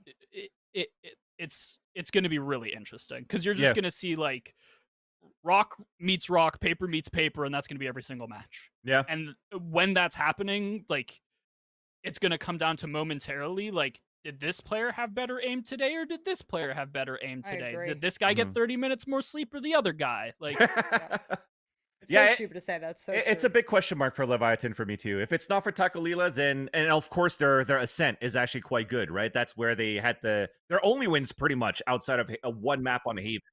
But if not, it's Liquid against them on Ascent. That's the big test going into that. So I want to keep an eye on that one as well. But let's have a look at Group B, where I think this for me is a little bit more underwhelming, and it feels like it's almost a sealed deal that we should have Optic Gaming and Loud that makes it through. But as I say that, watch the Zeta Division pop off and watch Boom Esports pop off. But I honestly didn't see anything convincing at all of Boom Esports. I don't think they'll do that well, unfortunately. Yeah. I mean, they drop a map in every single qualifying match? Yeah, like that to me was hard to watch. In fact, I mean, it took so long. Sometimes I was just like, this is ridiculous. So I think Boom was my bottom rated team. I think that's very fair to say. I think anyone that says otherwise is ridiculous, at least statistically when you're ranking them. But Zeta fans are going to hate me for this because I have many of them, and shout out to you know, Dobrigato gozaimasu. But I just think that you guys, after you you lost, I know it was the biggest crowd we've ever had in Valorant. I get it. There's a lot of people screaming and looking at you. I just think that put a sour taste in my mouth. It put a real sour taste after what Zeta did, and it made it feel like a Cinderella run as a result. So I can't put my money on something that looked like a one-off kind of thing. So I put them as third in the group. Yeah. Okay. And then I want to get into the group D. Excuse me. This is my group of death because Oh yeah. now I want to look at stylistic clashes actually. And when it comes down to like just Fnatic, the way that they develop their playbooks, 100 Thieves is like this exactly the same. And then you're looking at DRX where they've been like at the forefront of finding certain metas that other regions take and do it better than DRX does. So at some point, is there going to be a storyline where DRX finally, it's going to be a group stage. So there is an opportunity, if you want to follow that same storyline, that they might be able to beat a team like Fnatic and 100 Thieves within the group stages just because of the pure format and the storyline of how DRX currently plays at international events here, Anders. Boy, that's cap. There is no shot that, like, so this is my take on this group. DRX beats Furia. I think that the structure is just going to beat Furia. Furia doesn't have the firepower to trounce it, plain and simple. I think Fnatic probably beats 100 Thieves. I think that, again, if you just go on a raw firepower basis, it's probably going to be something that's a little bit too overwhelming for 100 Thieves, no matter how well prepped they are, and I expect them to be extremely well prepped. So then you look at the lower bracket, Furia versus 100 Thieves. I think 100 Thieves probably wins that, although it would be fairly close. And then Fnatic beats DRX in the upper. I think that there's a little bit of a kryptonite scenario going on there where I think Fnatic and DRX play a very similar style and Fnatic's just better at it. And so that sort of leads us to the clincher. DRX versus 100 Thieves. I think DRX crumbles. They have given me no reason to expect them to do anything other than crumble. Every time they lose a match in every single event, they completely implode. And it's to the point where if I had to put a cash bet on it, I would always bet against them every single time. Oh, Jess, it's brutal and it's harsh, but like, prove me wrong. Make me want to believe the alternative, because right now there's literally zero. There's not a molecule of evidence to make me go the other way. It's always about RB maybe, but hold on, because remember, we're speaking about stupid stats that actually don't mean shit. Haven't they placed like 6th for like 2, almost 3 events in a row? Like within that range, they that's their ceiling. That's their glass ceiling. And recently they've been like knocking on it over and over again. I mean, they should just reach that again, and then that's it. That's a ceiling. Or it shatters because it sets a glass ceiling. Well, I mean, that's what they're trying to shatter, but it's, double glazed, fully reinforced, like bulletproof shit. Like, so they have to make it out of groups to continue up the DRX curse.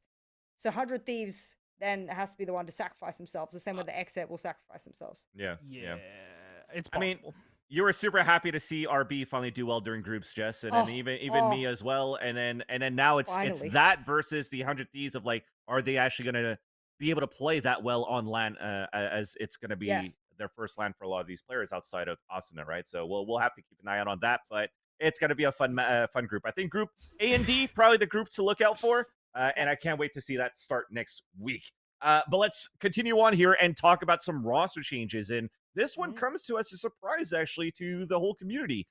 As last week we talked about on Valoranting, where M3C officially announced that there are going to be free agents, that they're going to bring in two other players from a 6-man roster, with Purple being the 6th player coming in. And then suddenly Nats announced that he's actually making a tough decision to be a free agent from the free agent team, therefore splitting away from this team and looking for greener pastures somewhere else. And I want to know, like, where do we think he's going to end up? Is he a hot commodity? Did he fall off during the LCQ? What's our stonks right now on Nets? The man gave himself stonks. The man entered himself into the stock market. He was like, you know what? I can't get their permission to, be my own entity here if I don't step out. And I 100% agree with it, because he just raised his stocks 40-fold. If you can't get an organization to pick you up, okay, everyone's waiting for partnership, etc., no problems. That's all of a problem. He looked at that problem and said, that ain't my problem. That ain't my problem. Let me go find a team that will pick me up that is a hot prospect, because I'm one of the best Vipers, in the world. And yes, okay, maybe if a recent drop off, I don't think people are going to care about that because he showed consistency.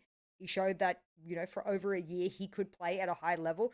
There was a period, a blip on the radar while people worked out his lurking tactics and he had to re-identify himself a little bit in his playstyle. I think still stylistically, he's one of the best players in the world, for sure. So if he felt like being in an unsigned team was an anchor, I 100% agree with that choice. I think being the first one to step out of that team, regardless of who it was going to be, is the smartest motherfucking play you could have done. Because your stocks just went through the roof and you're the only one from M3 champions available to snag up. I'm telling you, that's the smartest fucking play ever. If I was him, I'd be patting myself on the back. Now, that's awesome. And now you have somebody that's a hot commodity. But Anderzz, after doing all these stats, these stocks, these VOD reviews, these scouting reports, is he the type of person that you want to build around, or is he a type of person that you want, or a player that you want to get picked up within a team that could actually build up this team after? It's really hard because I think, interestingly, like I actually hadn't really thought it in that framework until you just brought it up. Like, is he a build around? And I think the answer is no. I think the reason that M3C hasn't actually been able to like push through these last couple of events is because it was originally architected as a Nats build around team. Like we all knew that like Defo was never a star opper and that team sort of lived and died by its like the competence and the superiority of its support players, specifically Nats and Chronicle. And I think the team found out pretty quickly that like, okay, that style worked for a period of time. It was no longer working. As a result, they shifted Chronicle over to the primary opping role, realizing that that was likely the direction they needed to go in to continue to find success. That still hasn't worked to some degree. And so Nats is like, I know that I'm one of the best players in my role globally. Like I don't think there's anyone who has brain cells that would deny that. So him making this pivot is probably the right thing, and if it wasn't him, it would have been one of the others on the roster. It would have been Shao, it would have been Chronicle. Like, the team needs to make a change. Like, hopefully it works out. Team does. Then, like, where does like this is super selfish, but I mean, as a player free agent, that selfishness is how you live or die in the industry. So I think about which team or which organization is likely to make partnership and therefore more likely to keep their team rather than paying ridiculous buyouts that are going to come out after that for other players or teams as a whole and everything like that. Let's say smart or easy guess is G2. It's a very easy and safe guess about partnership. Who would you then replace? Anyone in there. Whoa! I mean, that's just going to be an upgrade, right? We'll have to keep it. We'll have to keep an eye on that. We'll keep the rumor mills going, but also maybe if Bleed GG is part of the partnership program now, right? Since they dropped the whole roster, maybe they build something else with Nats in there too. But with that, we don't know. We're all speculating here. We're just waiting for the news as it comes. So speaking of news, let's move on here to the next hot article. But before that, thank you, JessGOAT, of course, our second sponsor for the show on Valoranting today. They are actually an application that actually just recently launched where you can actually join up with like-minded fans, non-toxicity, no toxic environment. You can just chill out with your friends, talk about Valorant, talk about Counter-Strike, talk about anything you want. Follow your favorite esports through this, and you actually have news and information and notifications catered directly to what you want to follow. Me personally, my Valorant stuff, my CSGO, because I keep CS to heart. That's where I first started my CS career. And it's nice to see everything that's going on in there too. And they also have some great articles around, all the big events coming up, especially I'm assuming there's going to be something coming up with Champions soon. So keep an eye out on that. So make sure you download the app at JessGOAT on your favorite app store or Android Play. And of course, give us a follow at Valoranting on there as well. Let's talk about, speaking about promotions, the Riot promotion and marketing plan, right? They came out recently with a video clip that was fucking hot fucking fire. At least that's how I saw it. I don't know if you guys share the same sentiment as me here. Has there been a video like this before? I wanted to ask before I make statements. All right. Yeah, so exactly. So they integrated the players and everything into it? I come from playing League of Legends for 13 years Oh, before Jesus. Valorant. Yeah, Boomer, exactly. Boomer. Yeah, Like, yeah. oh, mega! I mean, turned 30 a week and a half ago. I Aw, am happy man. belated, man. esports boomer, all caps. Yeah. No, no. Shut up. League of Legends sort of set the standard when it came to hype videos by Yep. doing these sort of like animated player feature music videos for every world championship. There is one of them in particular, which like everyone has their favorite League of Legends World song type of deal.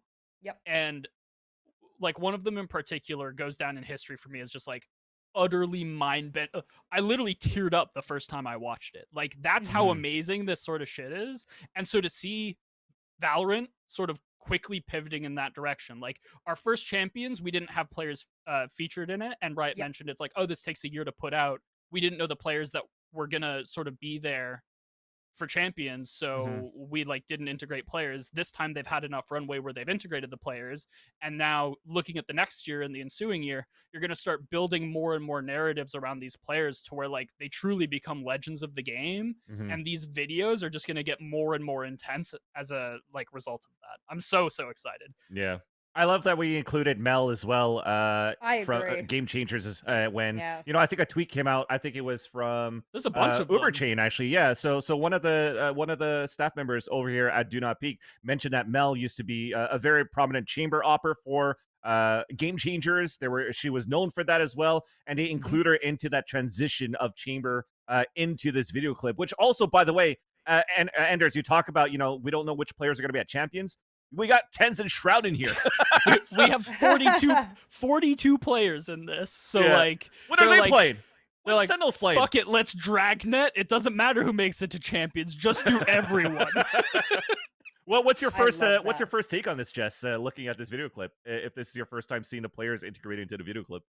Yeah, so I've watched it already, and this was the screenshot I went through, obviously, and was like, all right, double check, I got everyone there. I think I missed Sassy throughout it at one point. I think I had to go back and rewatch it and whatnot, obviously, Naxi and stuff. But for me, I was sitting there and I was like, these videos, and I was just at an event on the weekend, so these videos impact the community heavily. I think when you work in esports, especially at higher tiers, you don't notice it quite as much. Or on like a community level, like people like cosplayers or artists especially, there's a lot of people who sit there for, I had one girl who'd sat there for 16 hours in total drawing just one of these characters integrated into one of the players. I mean, this is a real fucking heavy time investment for some of these artists, cosplayers, community members. You get a 2-3 minute video like this, and there's someone who's watching it and sitting there watching it, and either it's inspiring them to become a player, or conversely, there are other, areas and elements of the esports, ecosystem that are just as valid as important artists, cosplayers, etc., who watch this and go, I'm going to spend 2,000 euros in the next 6 months building that. And I'm like, there you go. That's how this all starts off. This is how this kicks off. And I love Benkai's little tweet there, actually. Yeah. 'Cause when you're in a video like that, you're cemented in history. Yeah. And it's a weird thing to understand, and it's a weird thing to try and wrap your head around. I think that's what Benkai's trying to say there, is that I'm in a video, I'm integrated in, whether it's animated or otherwise, in a way that shows that I am part of the game's history, and that is something that we should celebrate. Yeah, and sorry, Danny, I'm going to skip ahead a little bit too before we head back into it, because you just talked about Benkai here and cemented it into the video clip. He basically, the team got literally cemented onto a mural as well over in Singapore on a mural, right? So they worked over with the Southeast Asian offices, and they put this out with PRX and Riot Games over in SEA, and I think that this is something really fucking awesome as well. Not only like giving the hype into champions, but also showing like the sense of community and esports, and how much the esports brings into like the dreams of an aspiring pro player, but also the whole community that it brings across. Like when you look at these watch parties that comes out to you for champions, for all these masters events, look at the crowd that shows up as well from their local offices too to support the team. Now you have a fan base that's really out there from all around the world that can really follow these players, these storylines and stuff. That's really fucking cool. And then we get into this, like the promotional watch champions, where we have now not integration of only like it almost feels like, man, it feels like one of these ads. I don't know.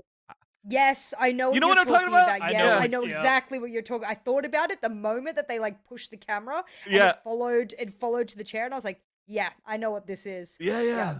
Yeah, exactly. So I just think this is cool. But we're also including talent into it as well. So I just love the whole direction where Riot is going with marketing this sense of community all around. Right, you come from pro players, from influencers, from commentators, from fucking esports celebrities to sports celebrities to all chime in together. So I think that's pretty cool. Not only that though, we also have another skin line that's coming out too for champions, Oh, and I think this one's pretty fucking hot.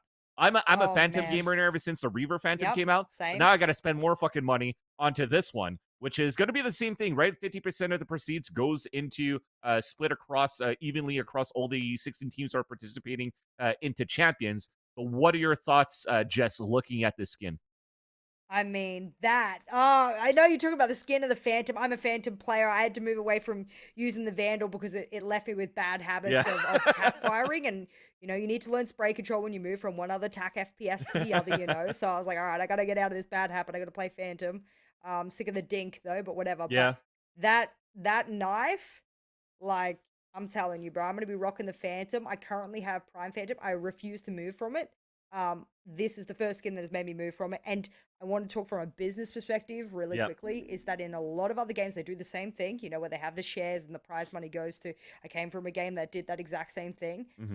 That to have designed a skin that probably beats the one that I refuse to move from and one that I'll probably rock for a while, it's important you do that because the ecosystem and the financial incentivization that comes from that is unreal. Yeah. They clearly understand that by doing this and putting out a skin that is one of the best Phantom skins in the game at the moment, depending on your taste of skins, of course. But of course, we know the glow and everything like that. That's smart. It's like it feels like Valorant's doing everything from the dev level, from the esports level, from the production level.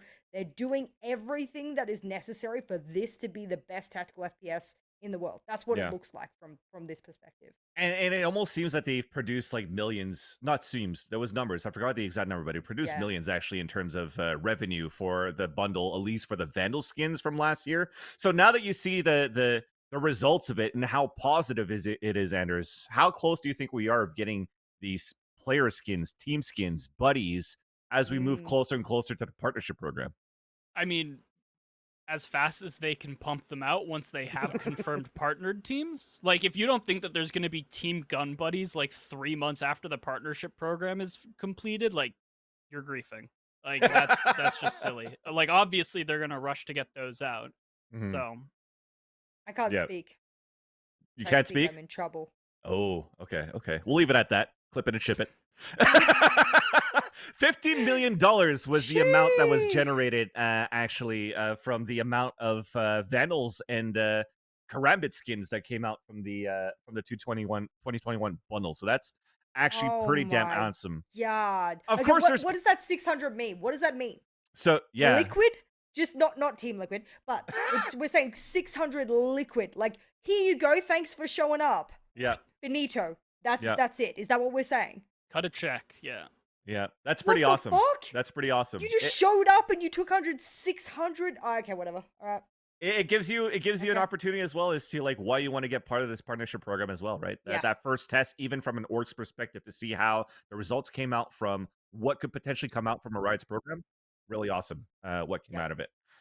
Okay, so now let's move on to something a little bit more serious and a little bit. We're still trying to figure out if we're doing the right things from a rulings perspective. In terms of what we're about to talk about here. So I'm going to split it into two different topics because it seems as though Sure. one for me is something that we could approach it a little bit more to be like, yeah, there's some leniency into here, and the other one, definitely cutthroat, no.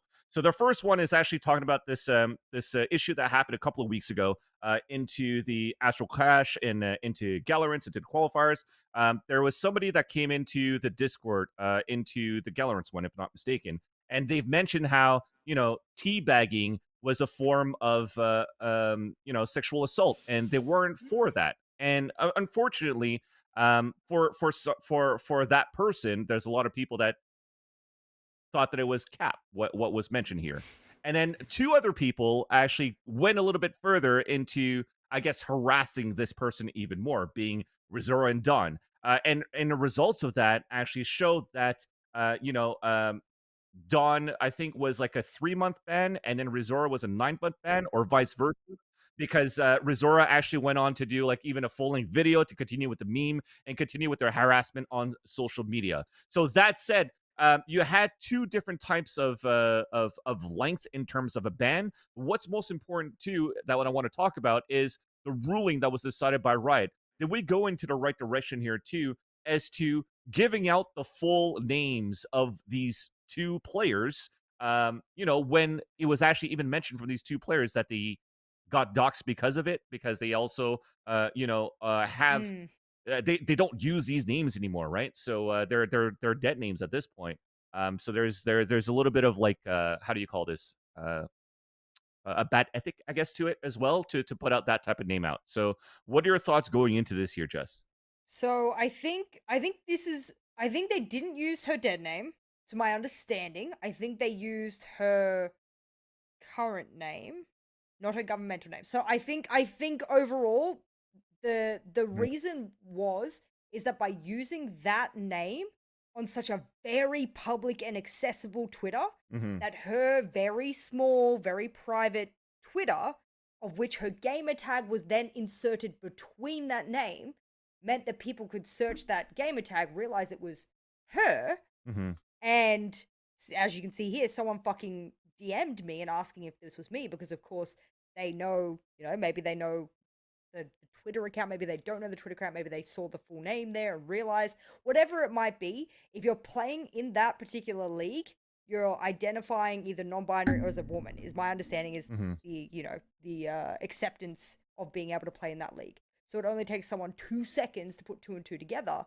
And if you're either not out or you haven't given your name or whatever, it's a very tricky and difficult landscape to traverse. One that I, creating many women's leagues around the world and in other games, have had to go to many ethics boards for and work out how to work. Overall, the ridiculous thing about this all is that not only did they dox her, I'm going to do it like this because she still gave her name. She still gave the right, and she would have given, terms and conditions. They didn't do anything against that. They should have asked first. I agree with that, but obviously from a legal perspective, there's not really much she can do. Yeah. And sorry, just to add on in clarification too, so that she added her government name to sign up into the Riot tournaments, but if she actually used her dead name, then Riot would have actually pulled out her dead name on top of that too. So that's where I wanted to put the clarification in as well. So thank you for helping me with that. Of course, I got you. I think what makes it also worse is that she got doxxed because of a ridiculous ruling.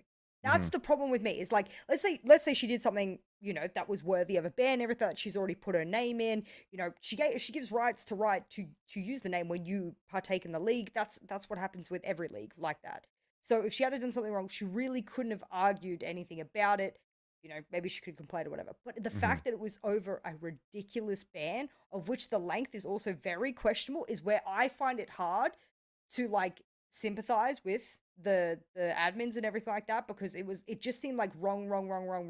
Like, there seemed like no redeeming aspect of this whatsoever. It just seemed like bad press from the get-go. So that's where I held problem with it, a lot. And I commented very publicly about it multiple times, and I still do, about the whole teabagging issue. I put a tweet in the little, I don't know if we can bring that up.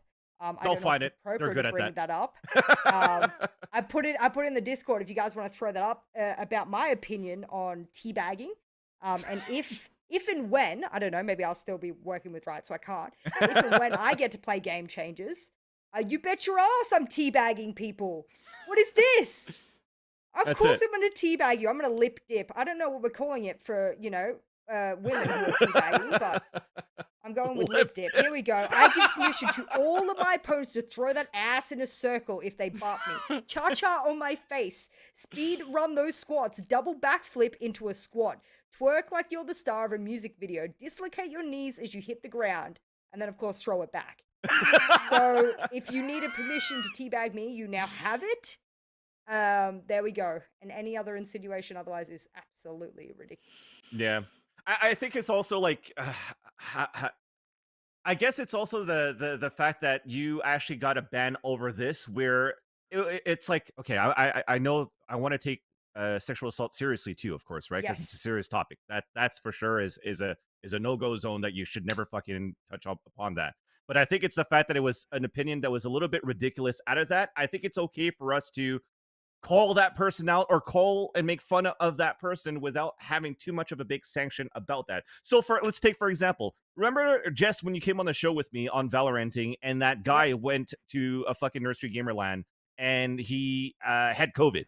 And then I was like, respect, own up to your mistake. It's all good, bro. Don't worry about it. And you just called me out my mistake and you just told me to shut the fuck up. I think it's totally fine to do that kind of stuff. And I'm not going to take serious offense to that because it was my opinion to how I wanted to say it. And you put your opinion onto that too, and I think it's totally fine to actually have that type of discussion. I agree. Right? I agree. That was healthy.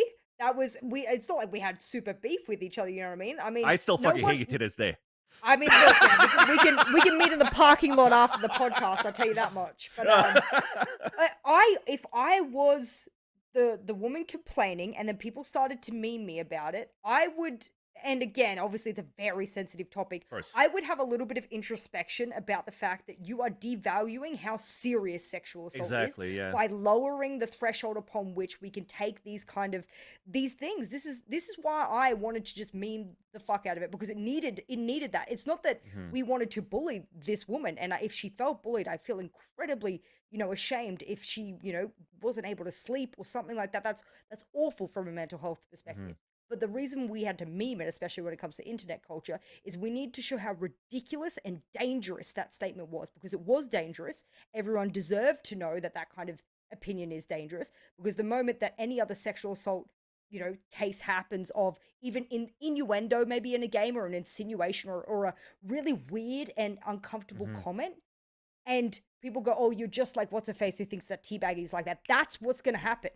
We're going to devalue actual sexual assault or very uncomfortable situations where people make very inappropriate comments, and they're going to say, oh, it's you're just like the person who thinks that teabagging is sexual assault. That's what's going to happen, and that's the kind of relationship that happens in language. So I was very quick to jump onto it. I joined her in it, so I don't know why Riot didn't ban me either. So I made that comment underneath it as well. I said, what a dangerous precedent to set. I also jumped in, and where's my consequence? I don't understand. So I don't understand, but that was very dangerous, and I didn't appreciate that she did that in any way, shape, or form. Well put into words. I think that's exactly how I wanted to put it, but as you see, I can't fucking speak. So I'm glad that I have you on the desk with me here, Jess, to bring out my opinions as well. But at least to get onto the other end, though, there's been something that's been even more serious into being transphobic comments that is a no-go and a no-fly zone for sure. But this, unfortunately, only marked over a 3-month ban. So I kind of want to know, like, where do we judge the seriousness of like these bans from a rights perspective, Anderzz?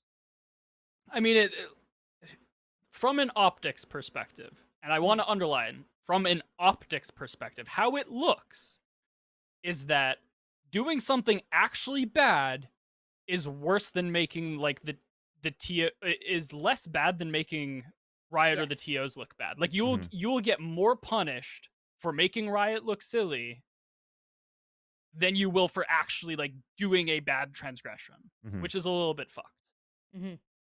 Like if I can go out and be transphobic and get a lower sentence than someone who called out a shitty opinion, and like it just doesn't make sense. Like how are those two not just not equivalent, but one is seen as a higher severity than the other?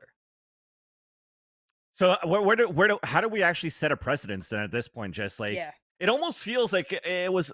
I'm gonna flatten it a little bit too. But when we're looking at VCTs over at First Strike qualifiers, where like a certain bug is contextually into EMEA ruled differently than it is in NA, like is this becoming a little bit too subjective in case by case basis, where we actually need to we need to iron it out a little bit better and set it in stone into an official rule book as to like, you do this, you get fucked this much, right? Like you should get like a 1-year ban, a 9-year ban. This is only a 3-month ban into being transphobic versus somebody who's trolling a comment that sets a bad precedence that gets like a 9-month ban.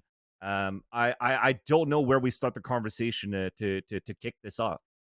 So I think I want to give a little bit of the benefit of the doubt to say that like next year, especially with partnerships and everything happening like that those people in charge of these kind of decisions or the conversations that happen around these kind of decisions are all amalgamated into a big group rather than, well, there's this splinter cell here, there's this, that, you know what I mean? Everything's all splintered off and you got to sell here or sell there, everything like that.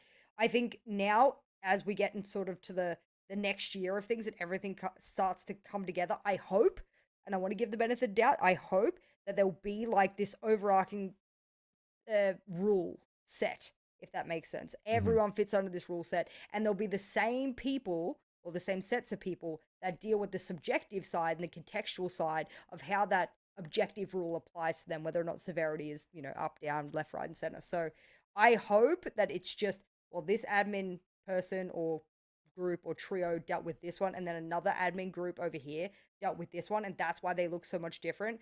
I mean, it just reminds me of university where I would mark a student, you know, 78, and my colleague would mark, you know, 68. You know, there's quite a bit of a difference. So I would hope that, and this is great here from who's this from? Is this from I think this one's from Resora. Resort? Okay, Yeah. cool. Yeah, about the severity of my punishment. There's opinions on severity of punishment everywhere, including admins. So if we can remove the subjectiveness from it as much as possible, that would be what I would like to see. You can't rule book everything, though. That's my problem, is I don't like that. I don't like coming in and be like, this is in the rule book. Toxicity equals 3 months. Blah, blah, blah, equals 6 months. Like, there needs to be more subjectiveness. Maybe it's my criminological brain thinking differently about it, but I'm just like, yeah, you can't just have one punishment for everything, because that would be bad as well. So nice middle ground would be good. Yeah. We need to get our communications a little bit better here between how we're running the tournaments and whatnot, and Riot overall too, and make sure that we actually underline all of that from the player's perspective with captain's meetings or whatnot, so that we actually really set in stone and understand what we're putting ourselves into when we're playing those tournaments as well. So something for us to continue to work on as a community and continue to push the Valorant community forward. So with talking about pushing the community of Valorant forward, is talking back into champions. Actually, let's talk about Istanbul coming up too. We actually have information about the venue, about the tickets, finally, because it's been months and months. Well, I can't say months and months and months, but it's been a few weeks where people were looking for updates to try to figure out when we could actually attend Istanbul, because we don't know if the tickets were available during the group stages or all of it, or only the playoffs, only the grand finals. Blah, blah, blah, blah. We figured it out. Only in the playoffs, during the playoffs, but that's still, 10 days, I think, of games, if I'm not mistaken. So it's still a lot of games. The tickets are very cheap, actually. So if you look into the Turkish lira and you convert it into USD, it's like $5 to $7 US a ticket. And it's going to be held at the Volkswagen Arena in Istanbul starting on September 9th. So I think that's pretty cool to start things off. The other thing that I heard, though, and I don't know if you could confirm, Jess, because you're going to be here at this event, but I heard that it was maybe about 5,000 to 8,000 tickets. Is that the amount that's projected right now? Is that the amount of available seats? What information extra do you have here on the arena, if you do? I heard 5,000 as a number. Okay. I don't know what conversation was about. I don't know if it was, you know, is that max capacity? Is that, you know, what we're able to see? Is that how many we're selling? 5,000 was a number that was thrown around in previous discussions. Yeah. I still have no idea what it's going to look like from a seating perspective, honestly. So 5,000 was a number that I was given. Do I think 5,000 people will show up? Absolutely not. No. Really? Yeah. Like even up to the grand finals, or is it just like, really? What makes you think that? So I would have said yes, but there is no English communication. So what's your take on that? Because and I'll bring this over to you, Anderzz, because for example, for ESWC events too, for example in Counter-Strike, where the events are usually held in France, there's usually just going to be in-game French broadcasting. Yeah, but that's because it's illegal to not do that. Yeah, but is there other? I guess other events also don't have a local English or a local broadcast in their language in the arena too. So you think that's actually going to be like a downfall of the live spectator? I think that people who would otherwise have gone to the event have a now major disincentive, like to continue with that plan. Like let's not kid that like people around Europe who are considering going to Istanbul for this event, like that's not a non-trivial travel. You're not taking a bus and floating down for an hour. You're buying a flight, you're paying for a hotel for a prolonged period of time. The tickets are cheap, which sort of like compensates some of that other travel expense. But then it's like, am I really going to go through all that effort to stand in an arena where the announcers are speaking a language I don't understand? Like you're literally paying strictly for the ambiance at that point, which like some people will enjoy, but some people won't. Like personally, I probably wouldn't go to an event if it didn't have English casting. And that's like not to knock events that aren't English casted. The games are going to be phenomenal, but like, I would rather just stay at home and watch the English broadcast or like watch a co-stream that's speaking English. I want to be able to like share in the community of it, not just like feel the rumble of the arena. Okay. Also, like, and you wouldn't be able to, like, Turkish is a beautiful freaking language. I had a Turkish partner way back when, but yeah, exactly, and lots of other bad words, unfortunately, that I know as a result of that ex-partner. But I think the Turkish language is beautiful. But as someone who lives with a non-English speaking partner, of which I don't speak her language very good, is that when you're sitting there and you're hearing another language for a long period of time, you tune out. In fact, your brain subconsciously will do this as a way to try and focus on other sensory things that are coming in. So if you're sitting there and you try to block out a language you don't understand because it's distracting as well, because you're trying to focus on the game, there's going to be so much sensory overload as well, just from having the casters be in a language you don't understand. You won't understand anything except for maybe 3 words.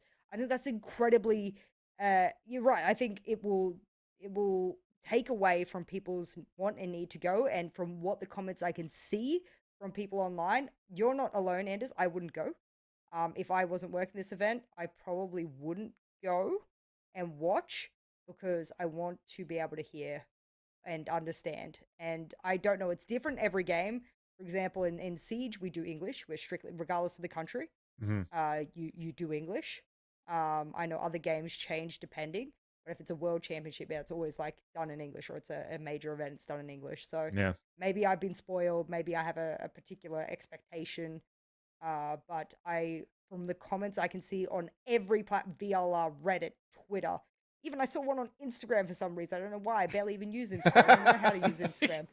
I saw a comment about I'm not going to go anymore. I thought about going. I'm not going to go anymore. Yeah. No, I'm in the same boat. That's sad. As somebody who's not working the event for Champions, and I was like, oh, but it's the first Champions with a crowd, I was thinking of going, but I think I'd rather listen to you guys on Twitch, and I don't think I'd go into a live event and put my headphones on and listen in English while I have the crowd around me. So there's a delay. How are you going to do it? Exactly. Unfortunate for that, I guess I'll have to cast for myself while I'm in the crowd, That's how it's going to go.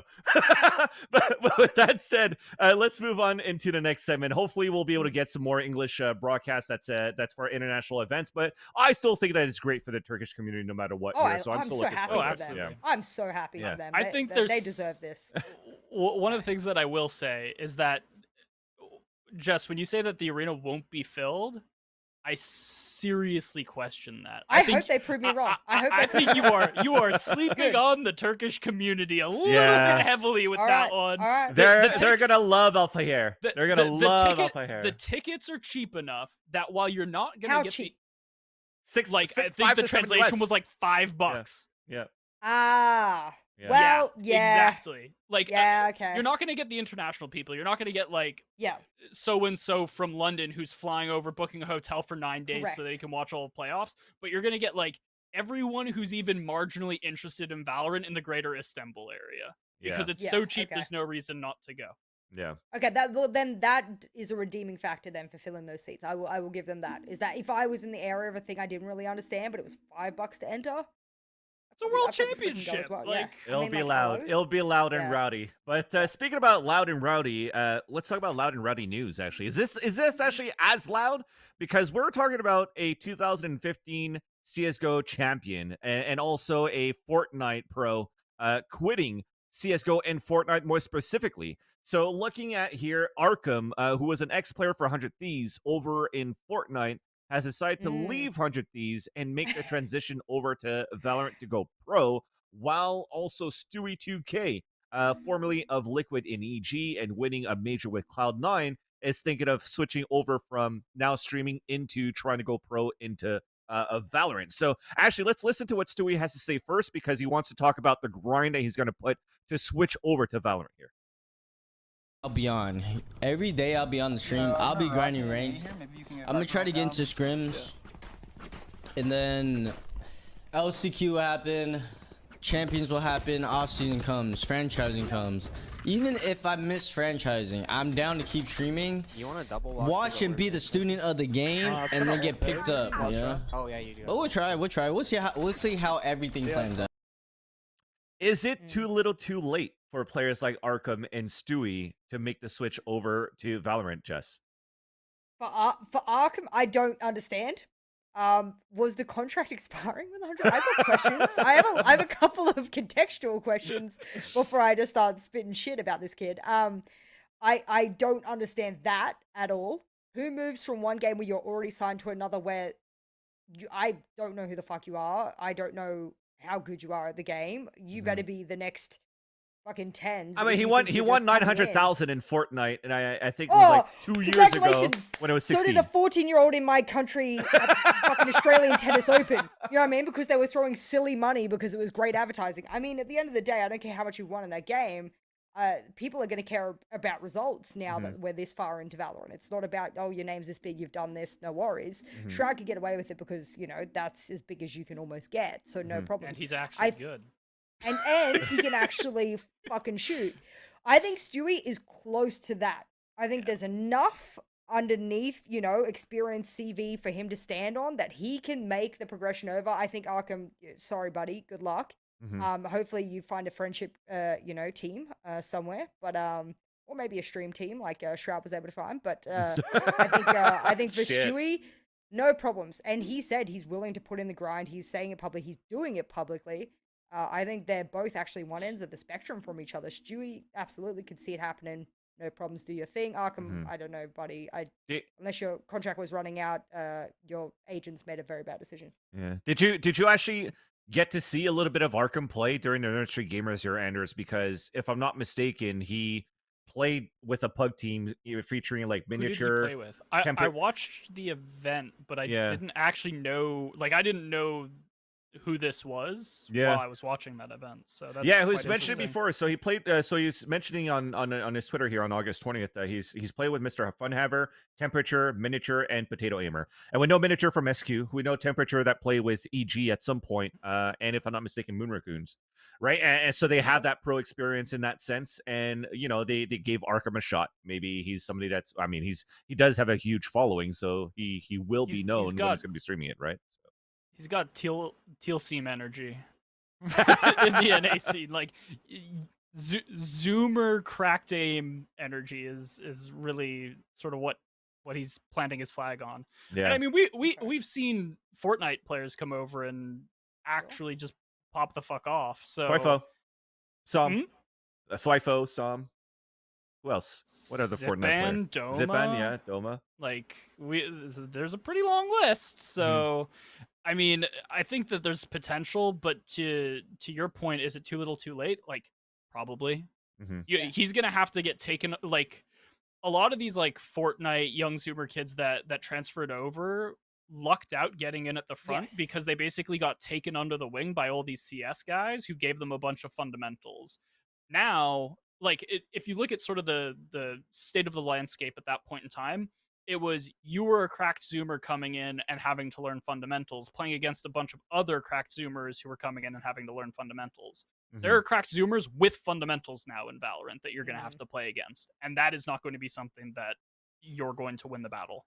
Like if Shroud could do it, maybe a next pro Fortnite can. I could believe in it. The risk you have to take. How much Valorant to has your Shroud money? been playing? Yeah. Like, I mean, look, fair enough.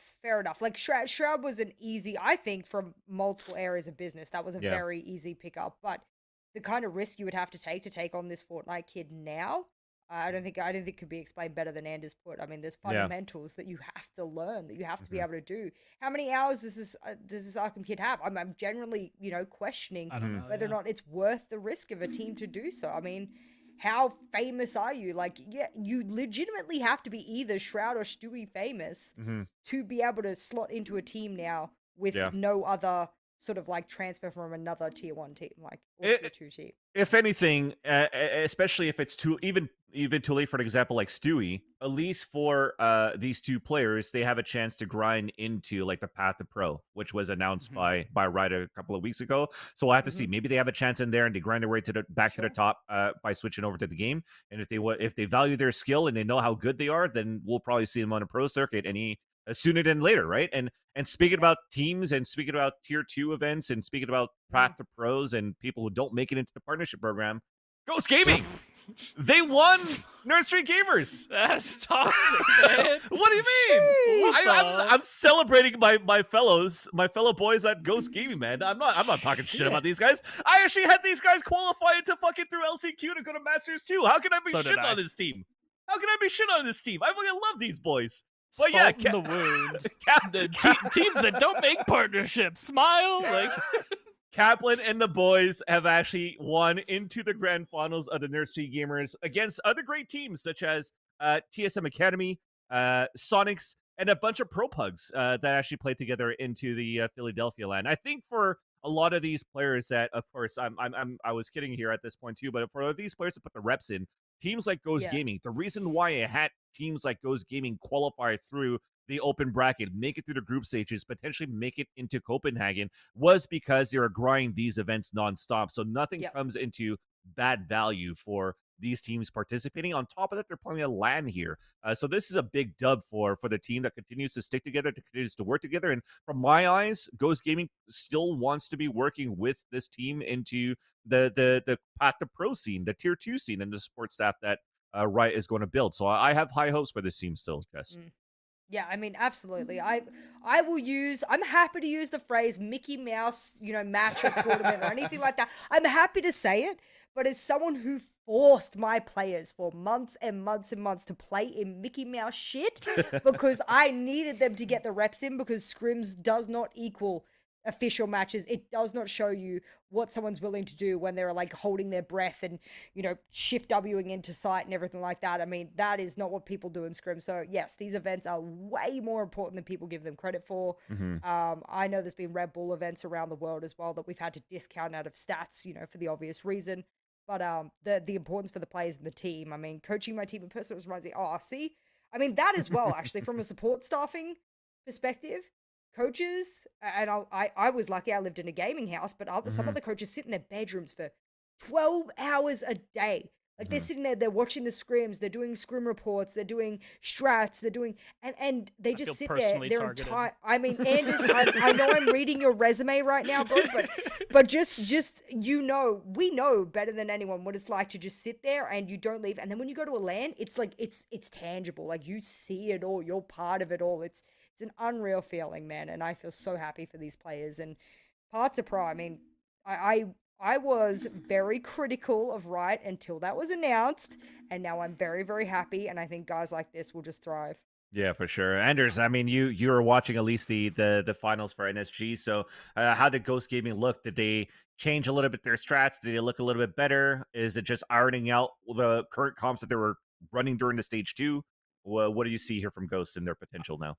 It was definitely like a reps thing for them. Like brutal honesty, like they were bullying. Like their pedigree and like the caliber of play that they were putting down was so far above everyone else at this event. Like it was not close, not even kind of close, and, which makes sense. I mean, like you were saying, we had Ghosts going through LCQ to champs. Like this is a world caliber roster that just showed up to a local LAN and just like absolutely slapped everybody.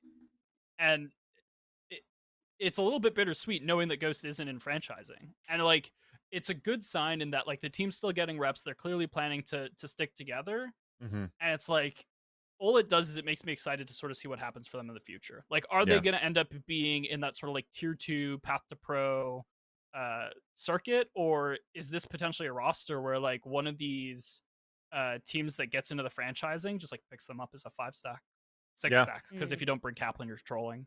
But But like they're a team of a caliber where I think that's a genuine possibility. There aren't many teams that I look at and I'm like, it would be smart for a franchise org to just like cut and burn their entire roster and pick them up. I genuinely think that's probably an intelligent idea for a decent number of orgs with how good Ghost is. Sheesh. Yeah. My God, so just so you know, they're gonna clip it. It's gonna actually have like, you know, do not peek and Valoranting, branding all over it. And then when they go to orgs, it's just gonna be Anderzz saying all that to the camera, and then them being like, "Hey, here's our resume and our, you know, portfolio for why you should pick us up." It's just Anderzz speaking on Valoranting about I how got good you, we are. Kaplan. That's So there you that go. clip was Wow. for you. Ghost Gaming now joins the partnership program through Bleed GG. And with that, this closes another week of Valoranting. Jess, Anderzz, thank you so much for joining me for this week. You guys have been awesome as usual. Jess, you are flying out tomorrow for Champions. What's on the schedule in Turkey? What are you eating? What's the first? Have you been to Turkey before? I haven't. In fact, I hadn't been to Denmark. I hadn't been to Turkey. I've been to a lot of countries in the world. And I was like, wow, Riot just keeps picking destinations I haven't been to, so Nice. thank you. But I have to go early because visa problems, of course. My last day of my visa is tomorrow, so I must eject myself from Europe. So, you know, going to Turkey is the best way to do it, of course. So I put myself up there a couple of days early, and I don't know what to do. I'm going to do what I always do, probably sit up until 2 a.m., watch VODs, take a ridiculous amount of notes, and then cut that down about 70 to 80%, so I get time to talk about the most important things on the desk. So that's my plan. Popping off. Players popping off. Yeah, I think you should try out like you know, they're good for olives, hummus, bread. I don't eat Mediterranean olives, food? but for the Turkish for the Turkish fans out there, I eat a lot of sucuk yumurta. So don't worry. I will go to every restaurant that sells that. I'm assuming pretty much everywhere. And if I smell like sucuk as I walk around, mind your fucking business. Anderzz, what you got going on your end, buddy? Roster mania stuff, but I'm mostly in the shadows for now. Like, I'll be super busy head down for probably the next 2-3 weeks, but then we'll have some exciting stuff going on. So keep your eyes peeled. Awesome. Well, we'll keep an eye on that for sure, because we got game changers around the corner after Champions. One more shout out and a quick teşekkürler to Twitch for being our main sponsor for this show for this week. Continue to add the cash flow into our show so that I can eat and keep being big. But that's okay. If I get to keep eating, get being big, I'm living life. So thank you all for tuning in once again to another episode of Valoranting. We'll see you next week once again at 2 p.m. Eastern Standard Time on twitch.tv/do not peek. Have a good day. Teşekkürler.